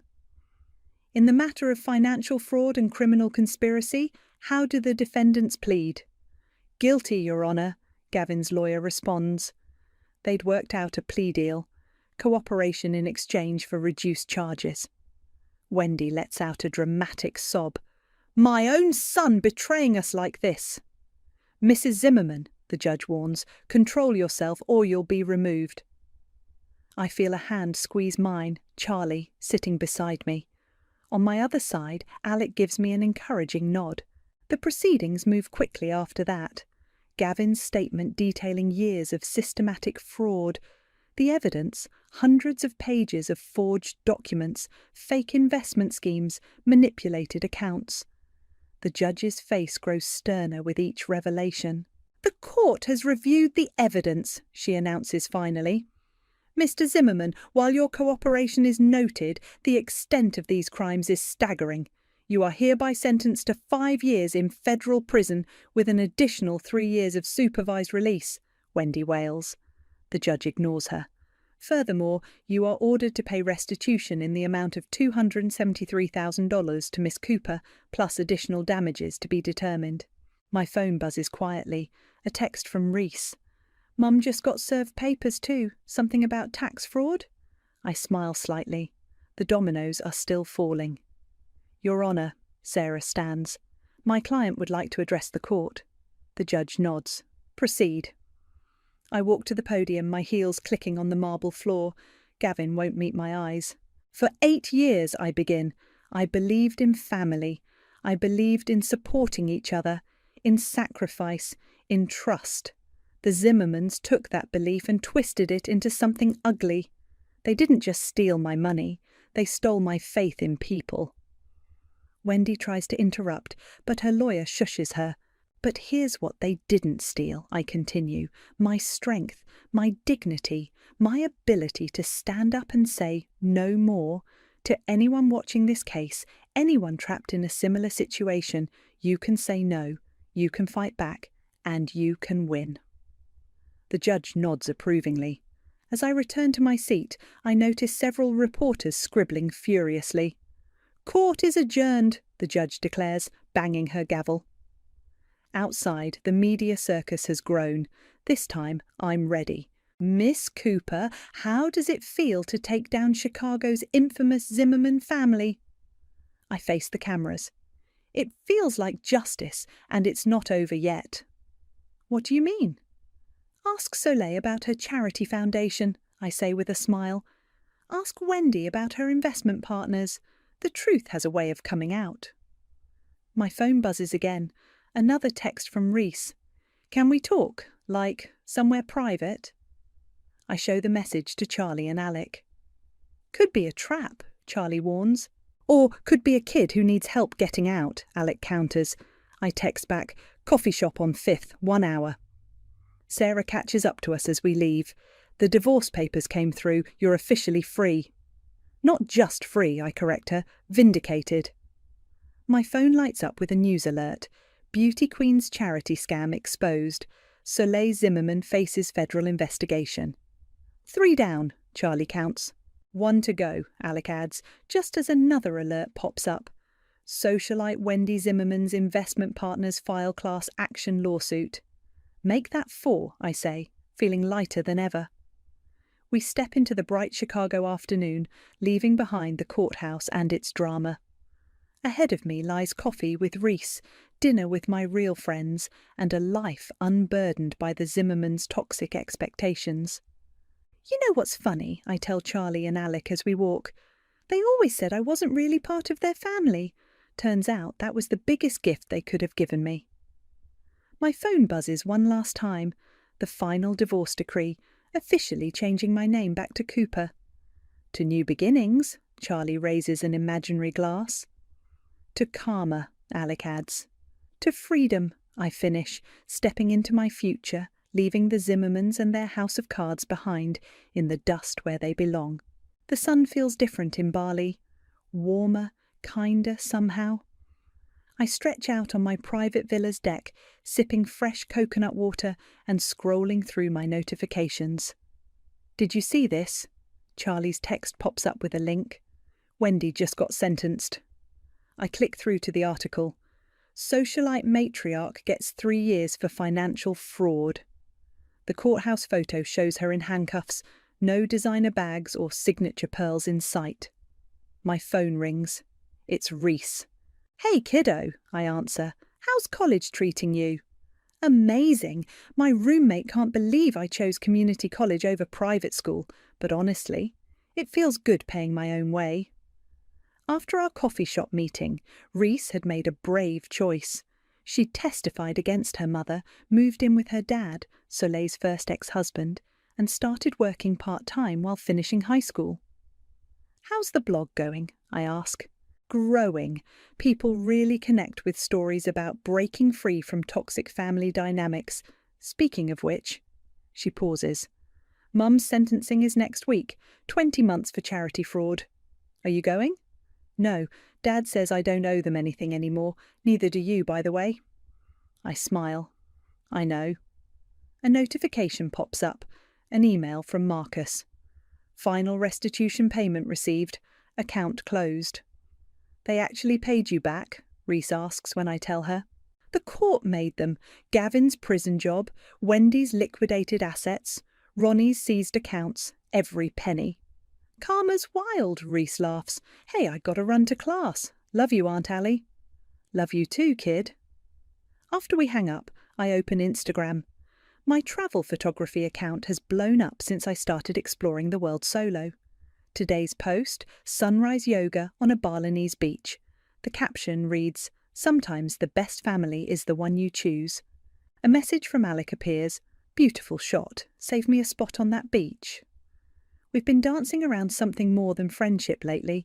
He's been consulting in Singapore, just a short flight away. Beach is pretty big, I write back. Plenty of room. Dinner when you're back in Chicago? It's a date. A news alert catches my eye. Zimmerman family fraud, a cautionary tale. The article details everything, the island disaster, the court cases, the convictions. But the ending makes me smile. Former daughter-in-law Alison Cooper has become an unexpected advocate for financial abuse survivors, her story inspiring others to break free. My phone buzzes with a text from Charlie. Speaking of advocacy, you're still good to speak at next month's conference, right? Breaking Free Financial Independence After Family Fraud needs its star presenter. Wouldn't miss it, I reply. The sun starts to set over the ocean, painting the sky in colours no filter could enhance. I think about that day at the airport, watching the Zimmermans swagger through security, so certain of their power over me. They never imagined their house of cards would collapse so spectacularly. My assistant messages me, "Your TED Talk outline is ready for review. Topic, the hidden cost of family financial abuse.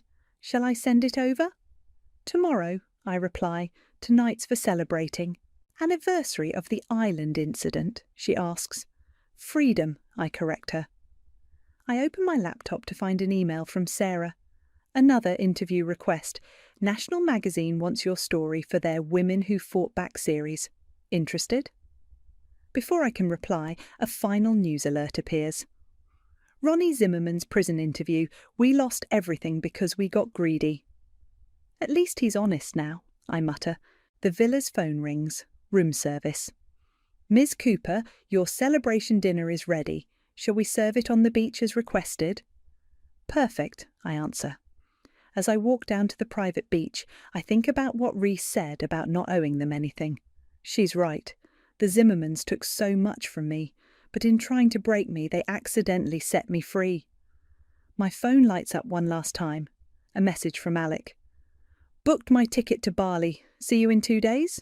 I smile and type back, "Can't wait." The beach dinner is set up beautifully. Candles, flowers, champagne.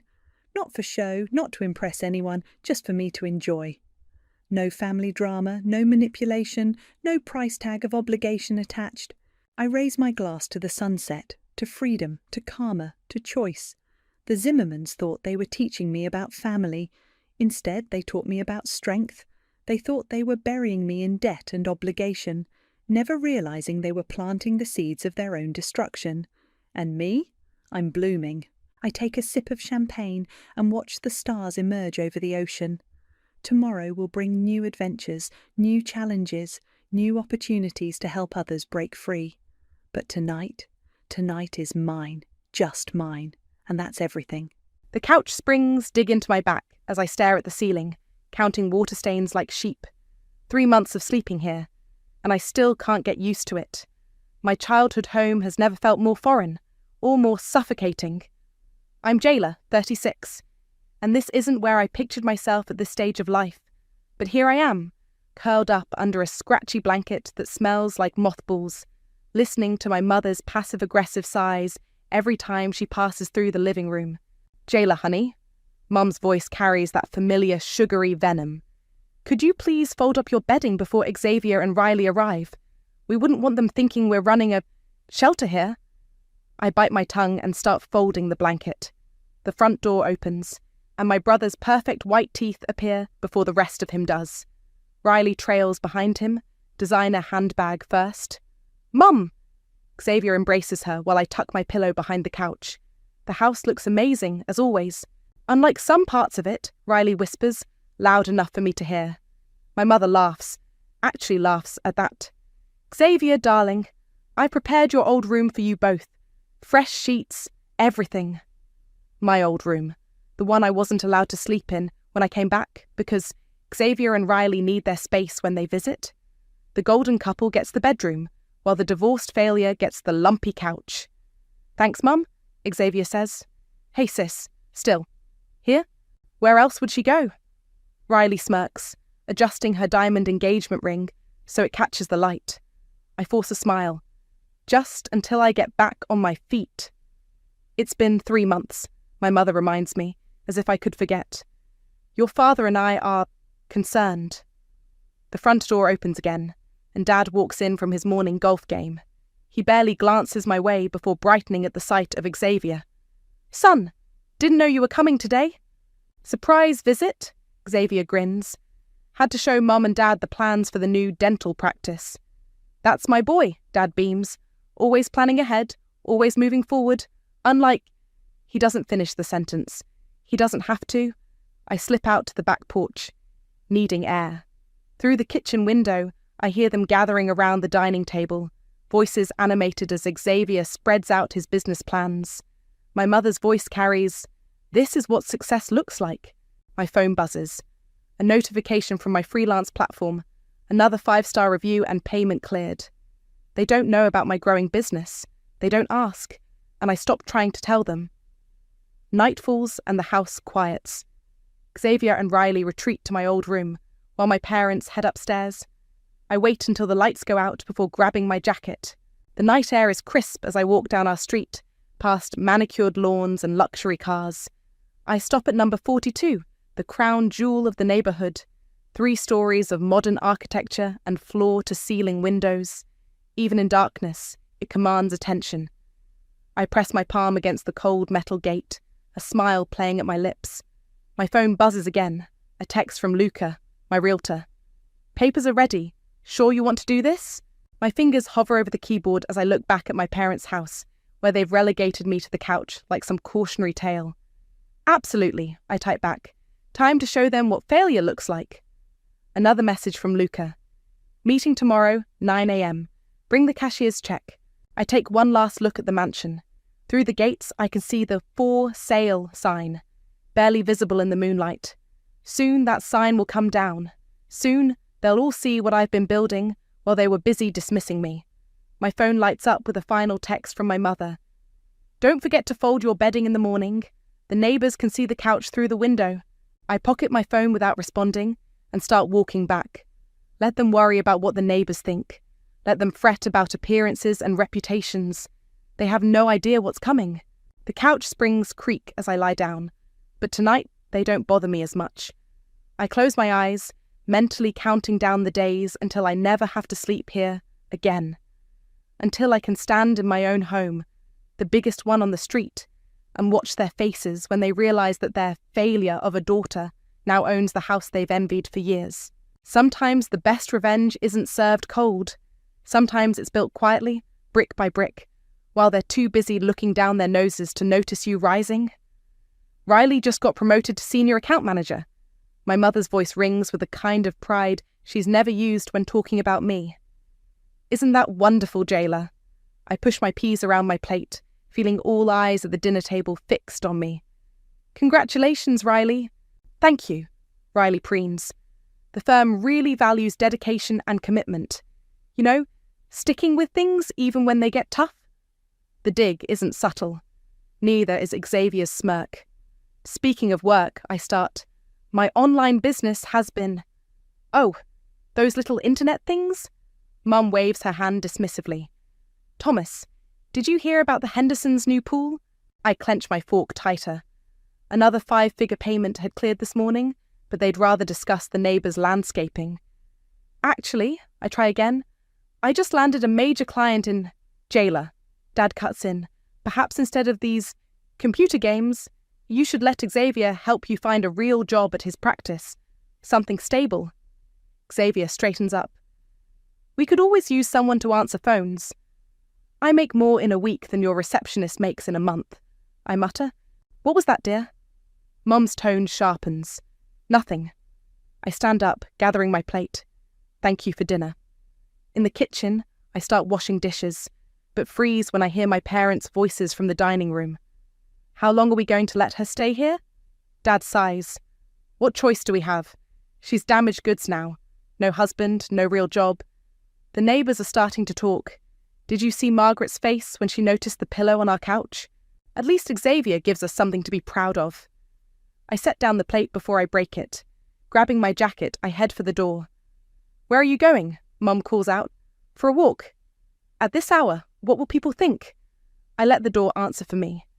The night air helps, but my hands are still shaking as I walk my usual route. The mansion looms ahead, its windows dark except for one. A figure moves inside, probably the realtor doing a late showing. We meet again.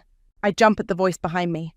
Luca steps out of the shadows, his realtor's smile softer in the streetlight.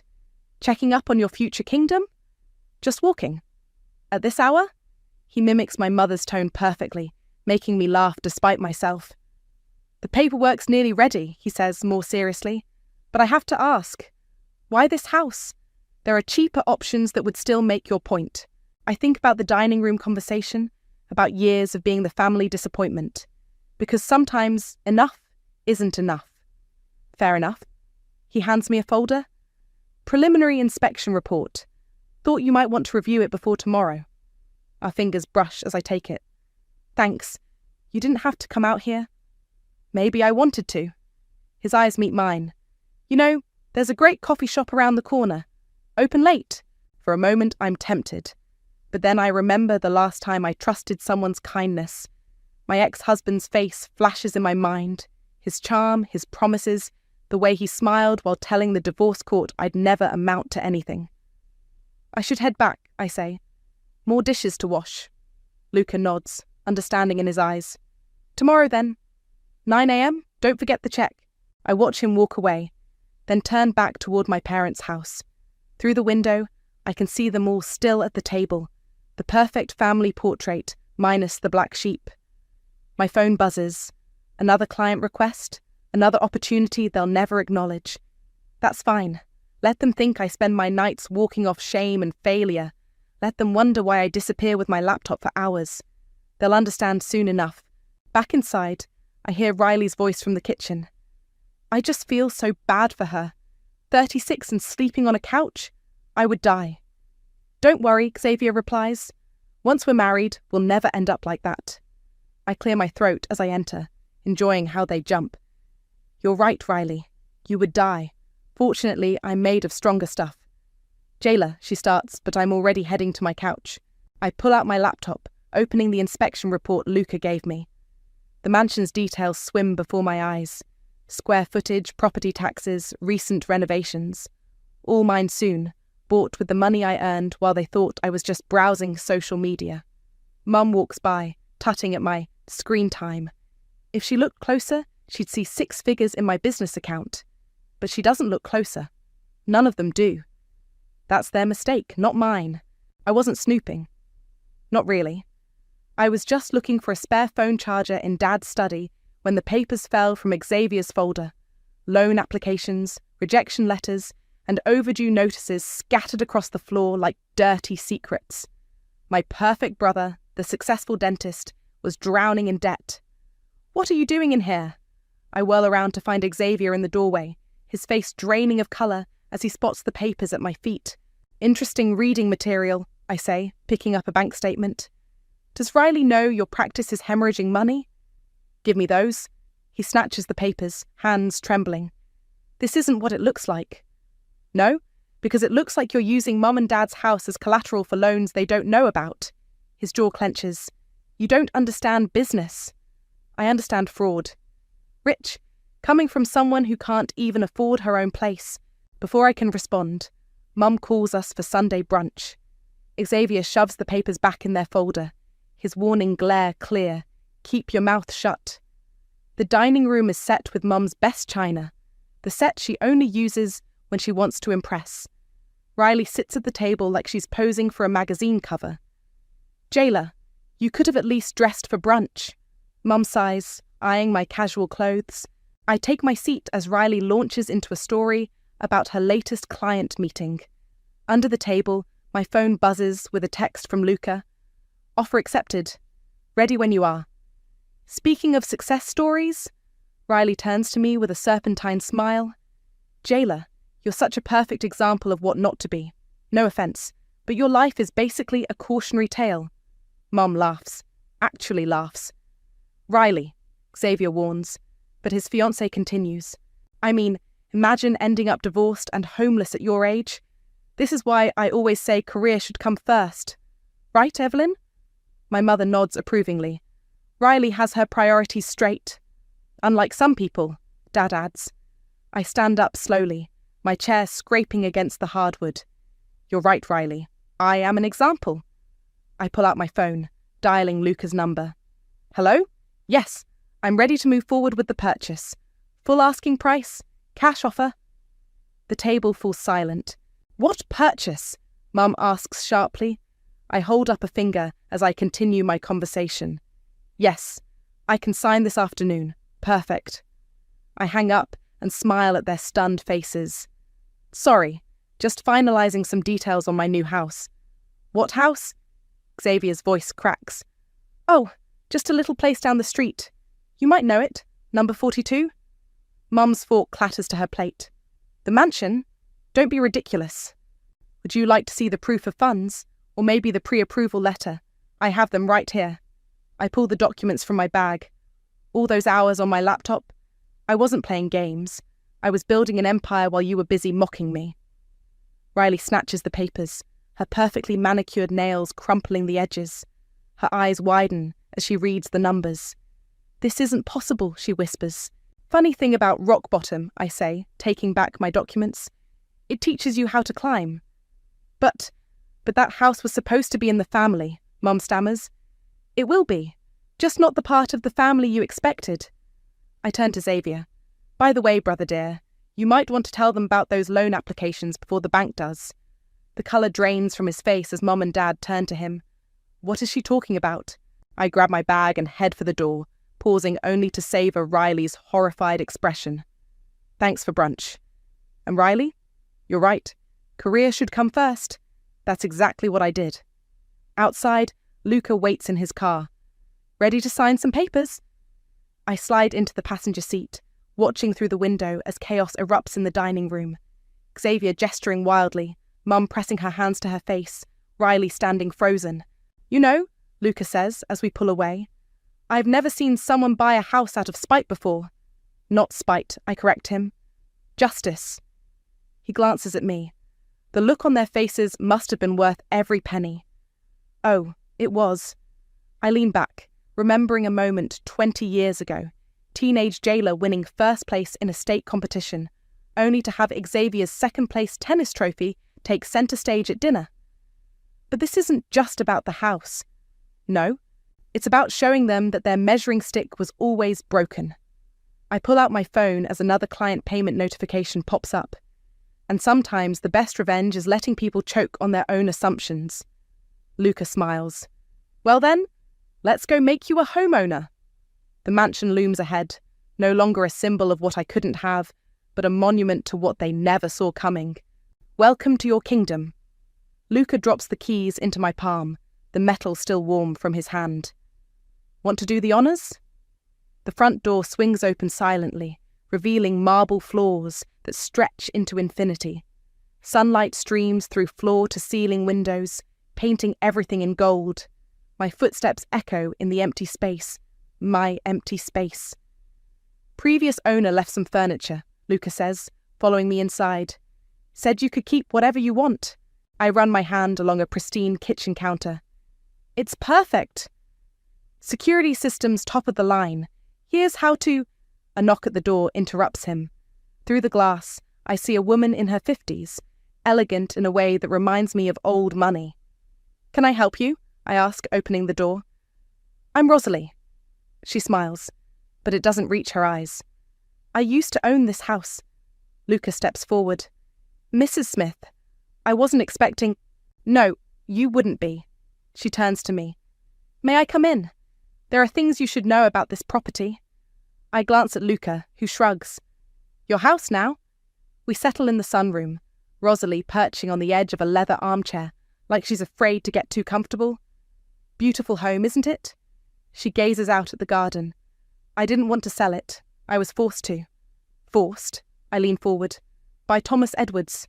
She watches my reaction. Your father, I believe? The room suddenly feels colder. What are you talking about? Your father and I had some business dealings years ago.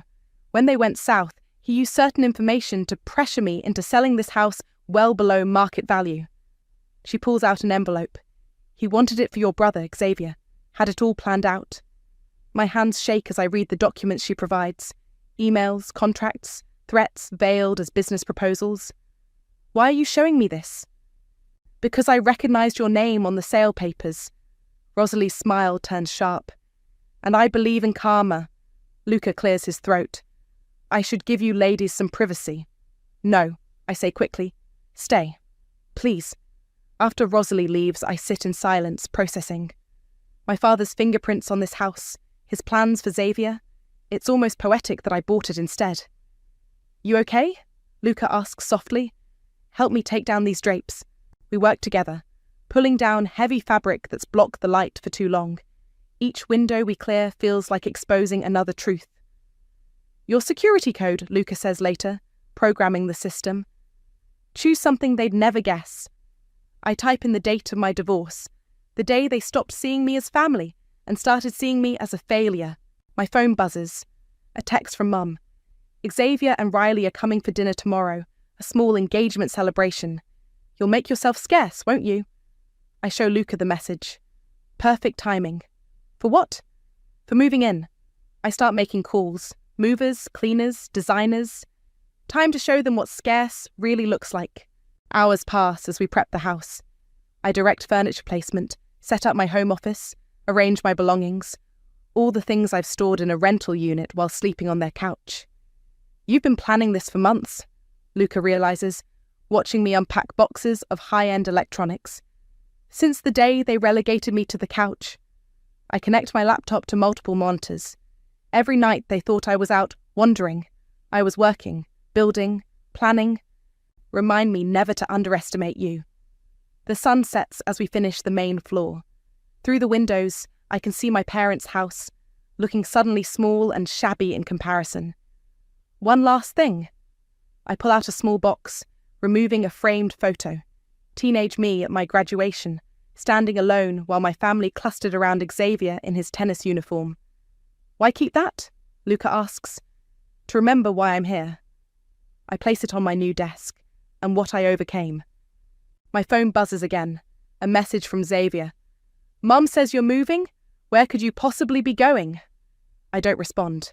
Let them wonder. Let them worry. Tomorrow, they'll have their answer. Luca helps me set up the security cameras, angled perfectly to capture the street and their house. You know they're going to lose it when they realise, he says.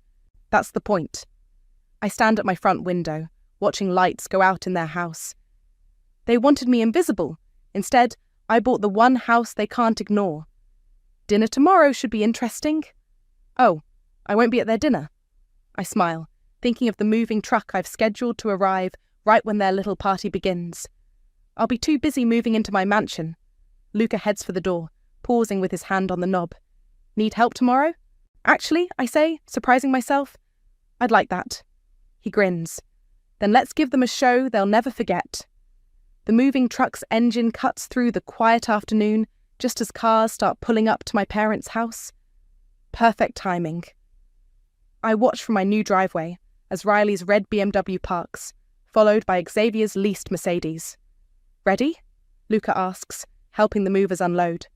Born ready, Mum appears on her porch, champagne flute in hand.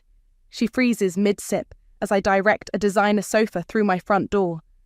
"Jayla," her voice carries across the manicured lawns. "What are you doing?" I wave cheerfully. "Moving!" Xavier and Riley emerge from the house, drawn by the commotion. Their jaws drop in perfect sync as they realise where I'm moving to. "Is that?" Riley squints at my new home. "No, no way." I'm arranging flowers in my foyer when Mum storms in, not bothering to knock. "What is the meaning of this?" "I believe it's called home ownership." I adjust a lily. "You should close your mouth, Mum. The neighbours might see." "This isn't possible. This house, you can't." "Actually, I can, and I did." I hand her the couch blanket she'd given me. "Won't be needing this anymore." She clutches the blanket like a lifeline. "Your father will hear about this." "Oh, I'm counting on it." Through the window, I see Riley confronting Xavier by his car, waving what looks like papers in his face. Their perfect engagement party dissolving into chaos. "Those are private." Xavier tries to grab the documents. "Private?" Riley shrieks. "Like the 3 maxed-out credit cards, the second mortgage, the gambling debts." Mum's face pales. What is she talking about? "Ask your golden boy," I suggest. Or better yet, ask Dad about his history with this house. Rosalie Smith sends her regards, by the way. The colour drains completely from her face. "You spoke to Rosalie?" Fascinating woman, full of interesting stories about Dad's business practices. Outside, Riley throws her engagement ring at Xavier. "You told me your practice was thriving." "Baby, please, don't baby me. I won't be dragged down by your lies." She storms off, leaving Xavier standing there as his carefully constructed facade crumbles. Mum rushes out to damage control, leaving me alone in my new home. Well, not quite alone. "Wine?" Luca appears with 2 glasses. "God, yes." We're enjoying the show from my front window when Rosalie arrives, right on schedule. "Quite the entertainment," she says, accepting a glass. "Though I must say, your mother looks rather unwell." The truth often has that effect. Mom's shrill voice carries through the open window. "Xavier, tell me these accusations aren't true." "Mum, I can explain." "Explain what?" Dad appears, late from golf. "What's going on? Why is Riley leaving? And why is there a moving truck at—" He stops, finally noticing me in the mansion's window. I raise my glass in greeting. "No," he whispers, loud enough for us to hear. "That's impossible." "Funny," I call out. That's exactly what Mum said. He storms toward my door, but Luca meets him first. "This is private property, sir. Unless you're invited, I'll have to ask you to leave." "This is my daughter's house?" "Exactly," I say, joining them. "My house, my rules, my life." "Thomas," Rosalie steps forward. "Lovely to see you again. It's been what, 5 years? Since you threatened to expose my late husband's affairs unless I sold this house." Dad stumbles backward. Me." She sips her wine. "Karma's a fascinating thing, isn't it?" Mum appears behind him. "Thomas, what is she talking about?" "Nothing, dear. Just business." "Business?" Xavier laughs bitterly. "Like the business advice you gave me? Look how well that turned out." They dissolve into accusations and denials on my front lawn, the perfect family portrait shattering like dropped glass. "Should we stop them?" Luca asks. "Let them fight," Rosalie suggests. "Sometimes a family needs to break before it can heal." "This family won't heal," I say, watching Mum sink onto my front steps, head in her hands. But maybe it needed to break anyway. Xavier storms off in his Mercedes. Dad follows Mum back to their house, shoulders slumped. The engagement party guests have long since fled, leaving half-empty champagne glasses and scattered congratulation cards in their wake. "Well," Luca raises his glass, "here's to new beginnings." "And old endings," Rosalie adds. I look around my beautiful new home, then at the wreckage I've caused next door. "You know what? I don't regret a single thing." "Good," Rosalie smiles. "Because, darling, this is just the beginning." Through the window, I watch my mother close their curtains for the first time in 20 years. Finally, she's the one hiding from the neighbours' eyes. The doorbell rings at 7 a.m. Through the security camera, I see Mum standing there, perfectly coiffed despite the early hour. "Jailer, open this door immediately." I take my time walking downstairs, letting her stew. When I finally open up, she pushes past me into the foyer. "We need to discuss this situation," she announces. "Xavier needs this house." I nearly choke on my coffee. "Excuse me? It's always been his dream home. You know that."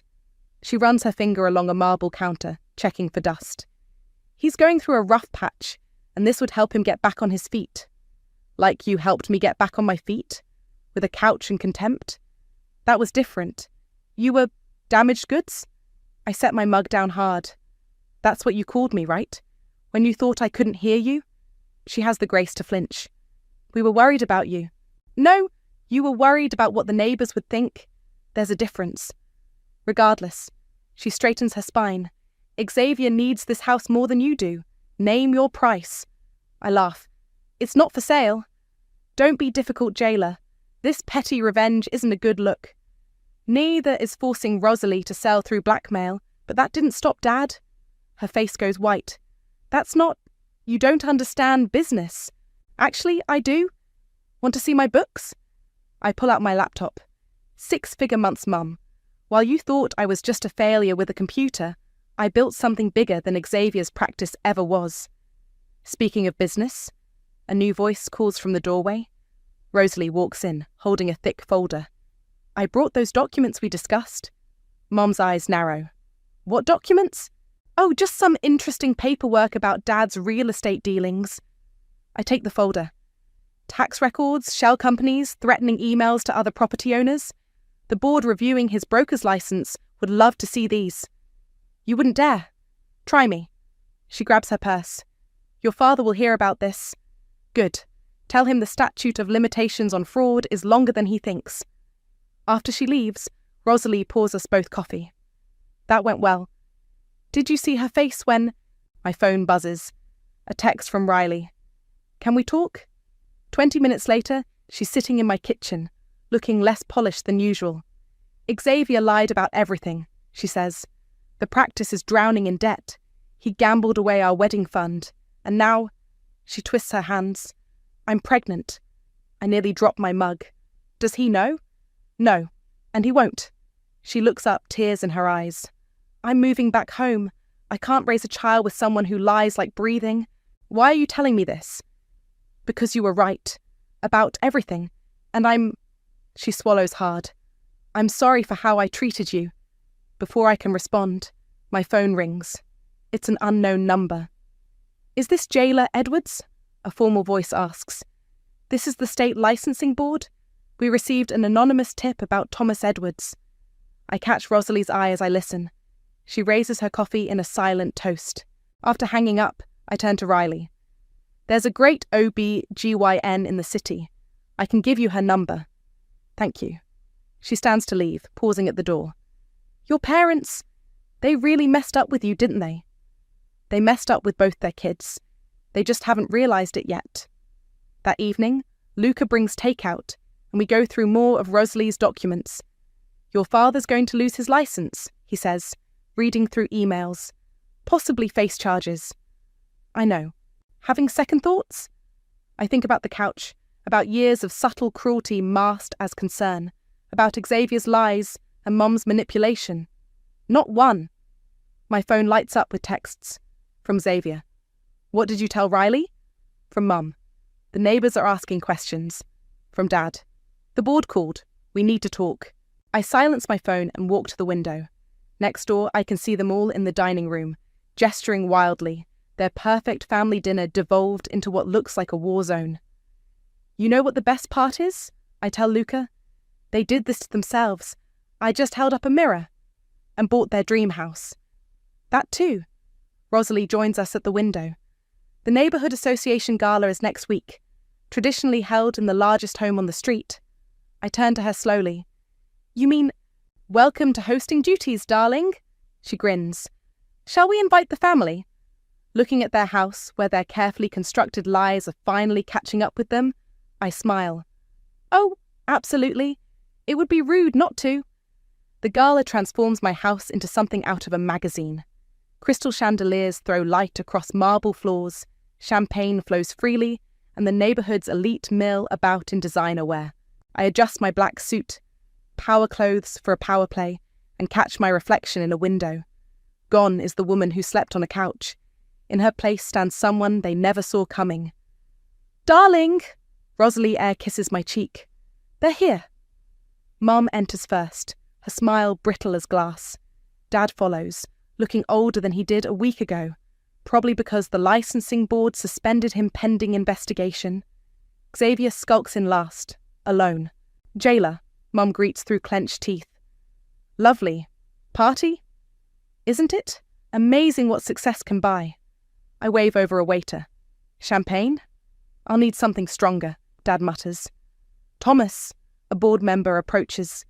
"We missed you at the hearing yesterday." Dad pales, excusing himself quickly. Mum follows, leaving Xavier shifting awkwardly. "Heard from Riley lately?" I ask innocently. "Don't." His face darkens. "You ruined everything. Pretty sure you did that yourself. How's the practice?" He grabs my arm hard. "You think you're so clever. Everything okay here?" Luca appears, his hand settling protectively on my back. Xavier releases me, straightening his tie. "Fine. Just family catching up." Speaking of catching up, I glance at my watch. It's time for the house tour. "Gather round, everyone."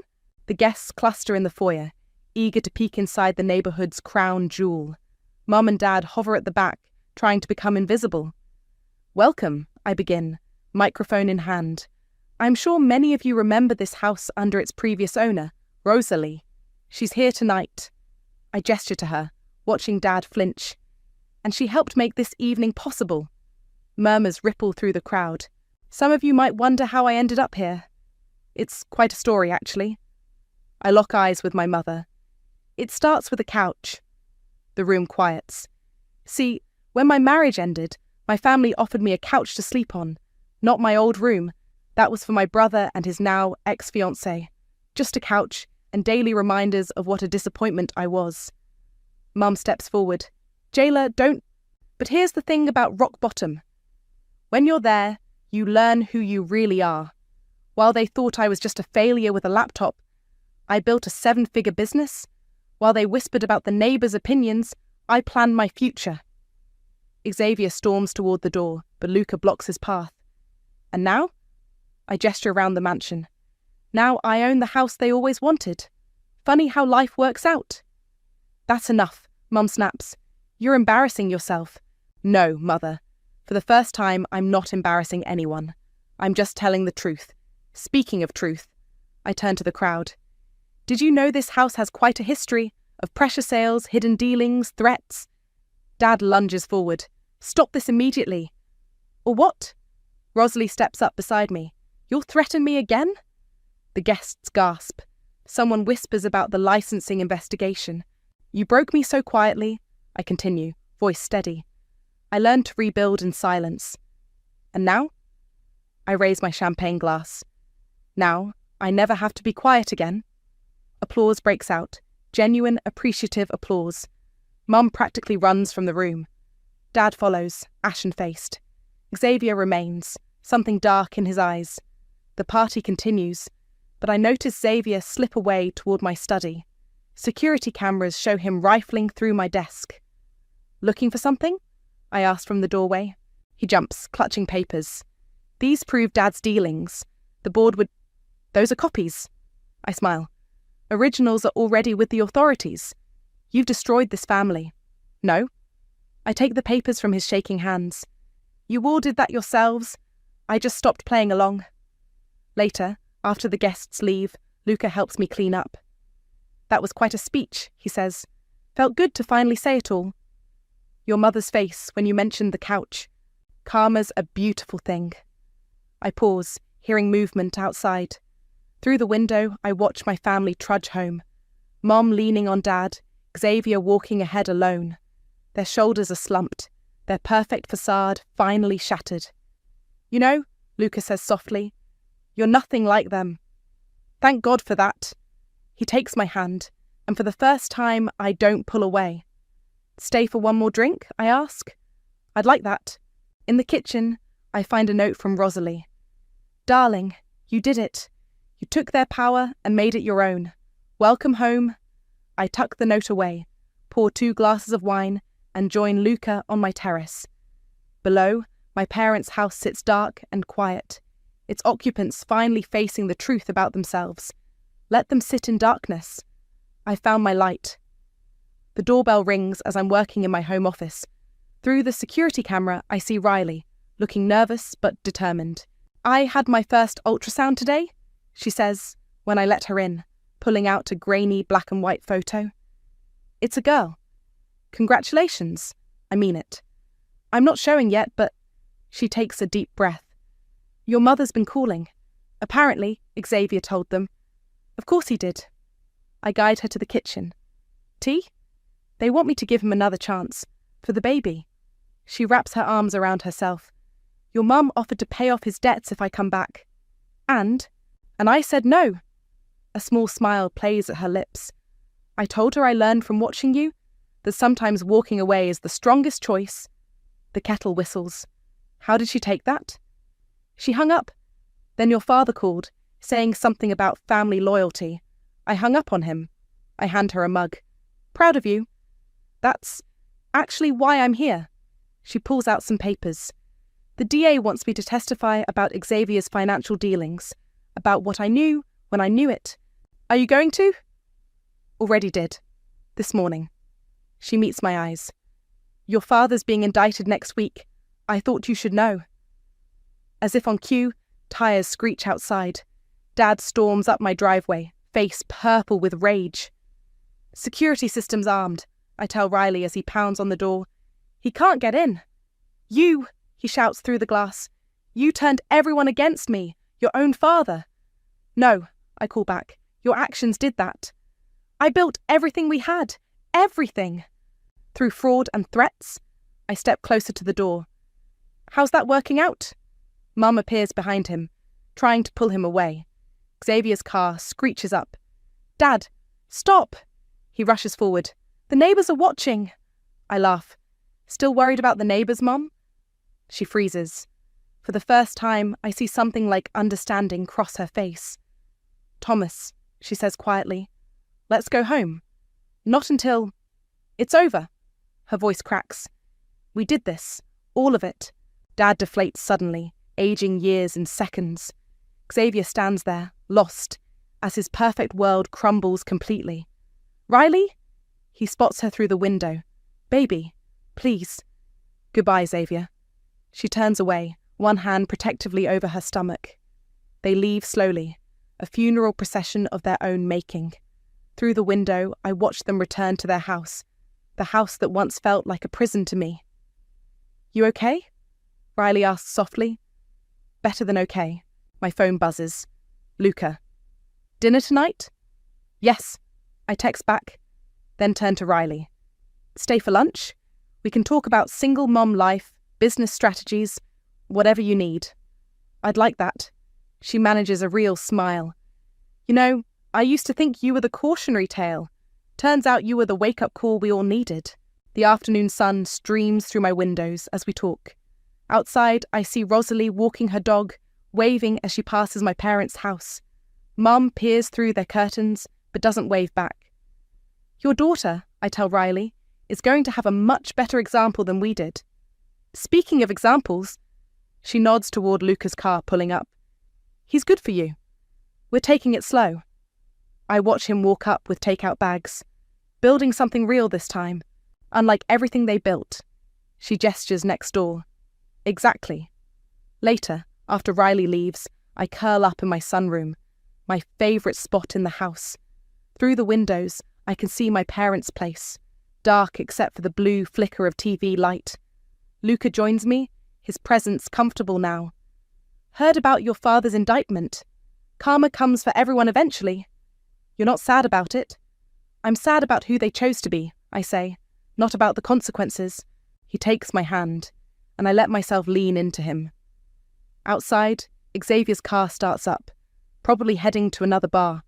Mum's silhouette appears in their window, then vanishes.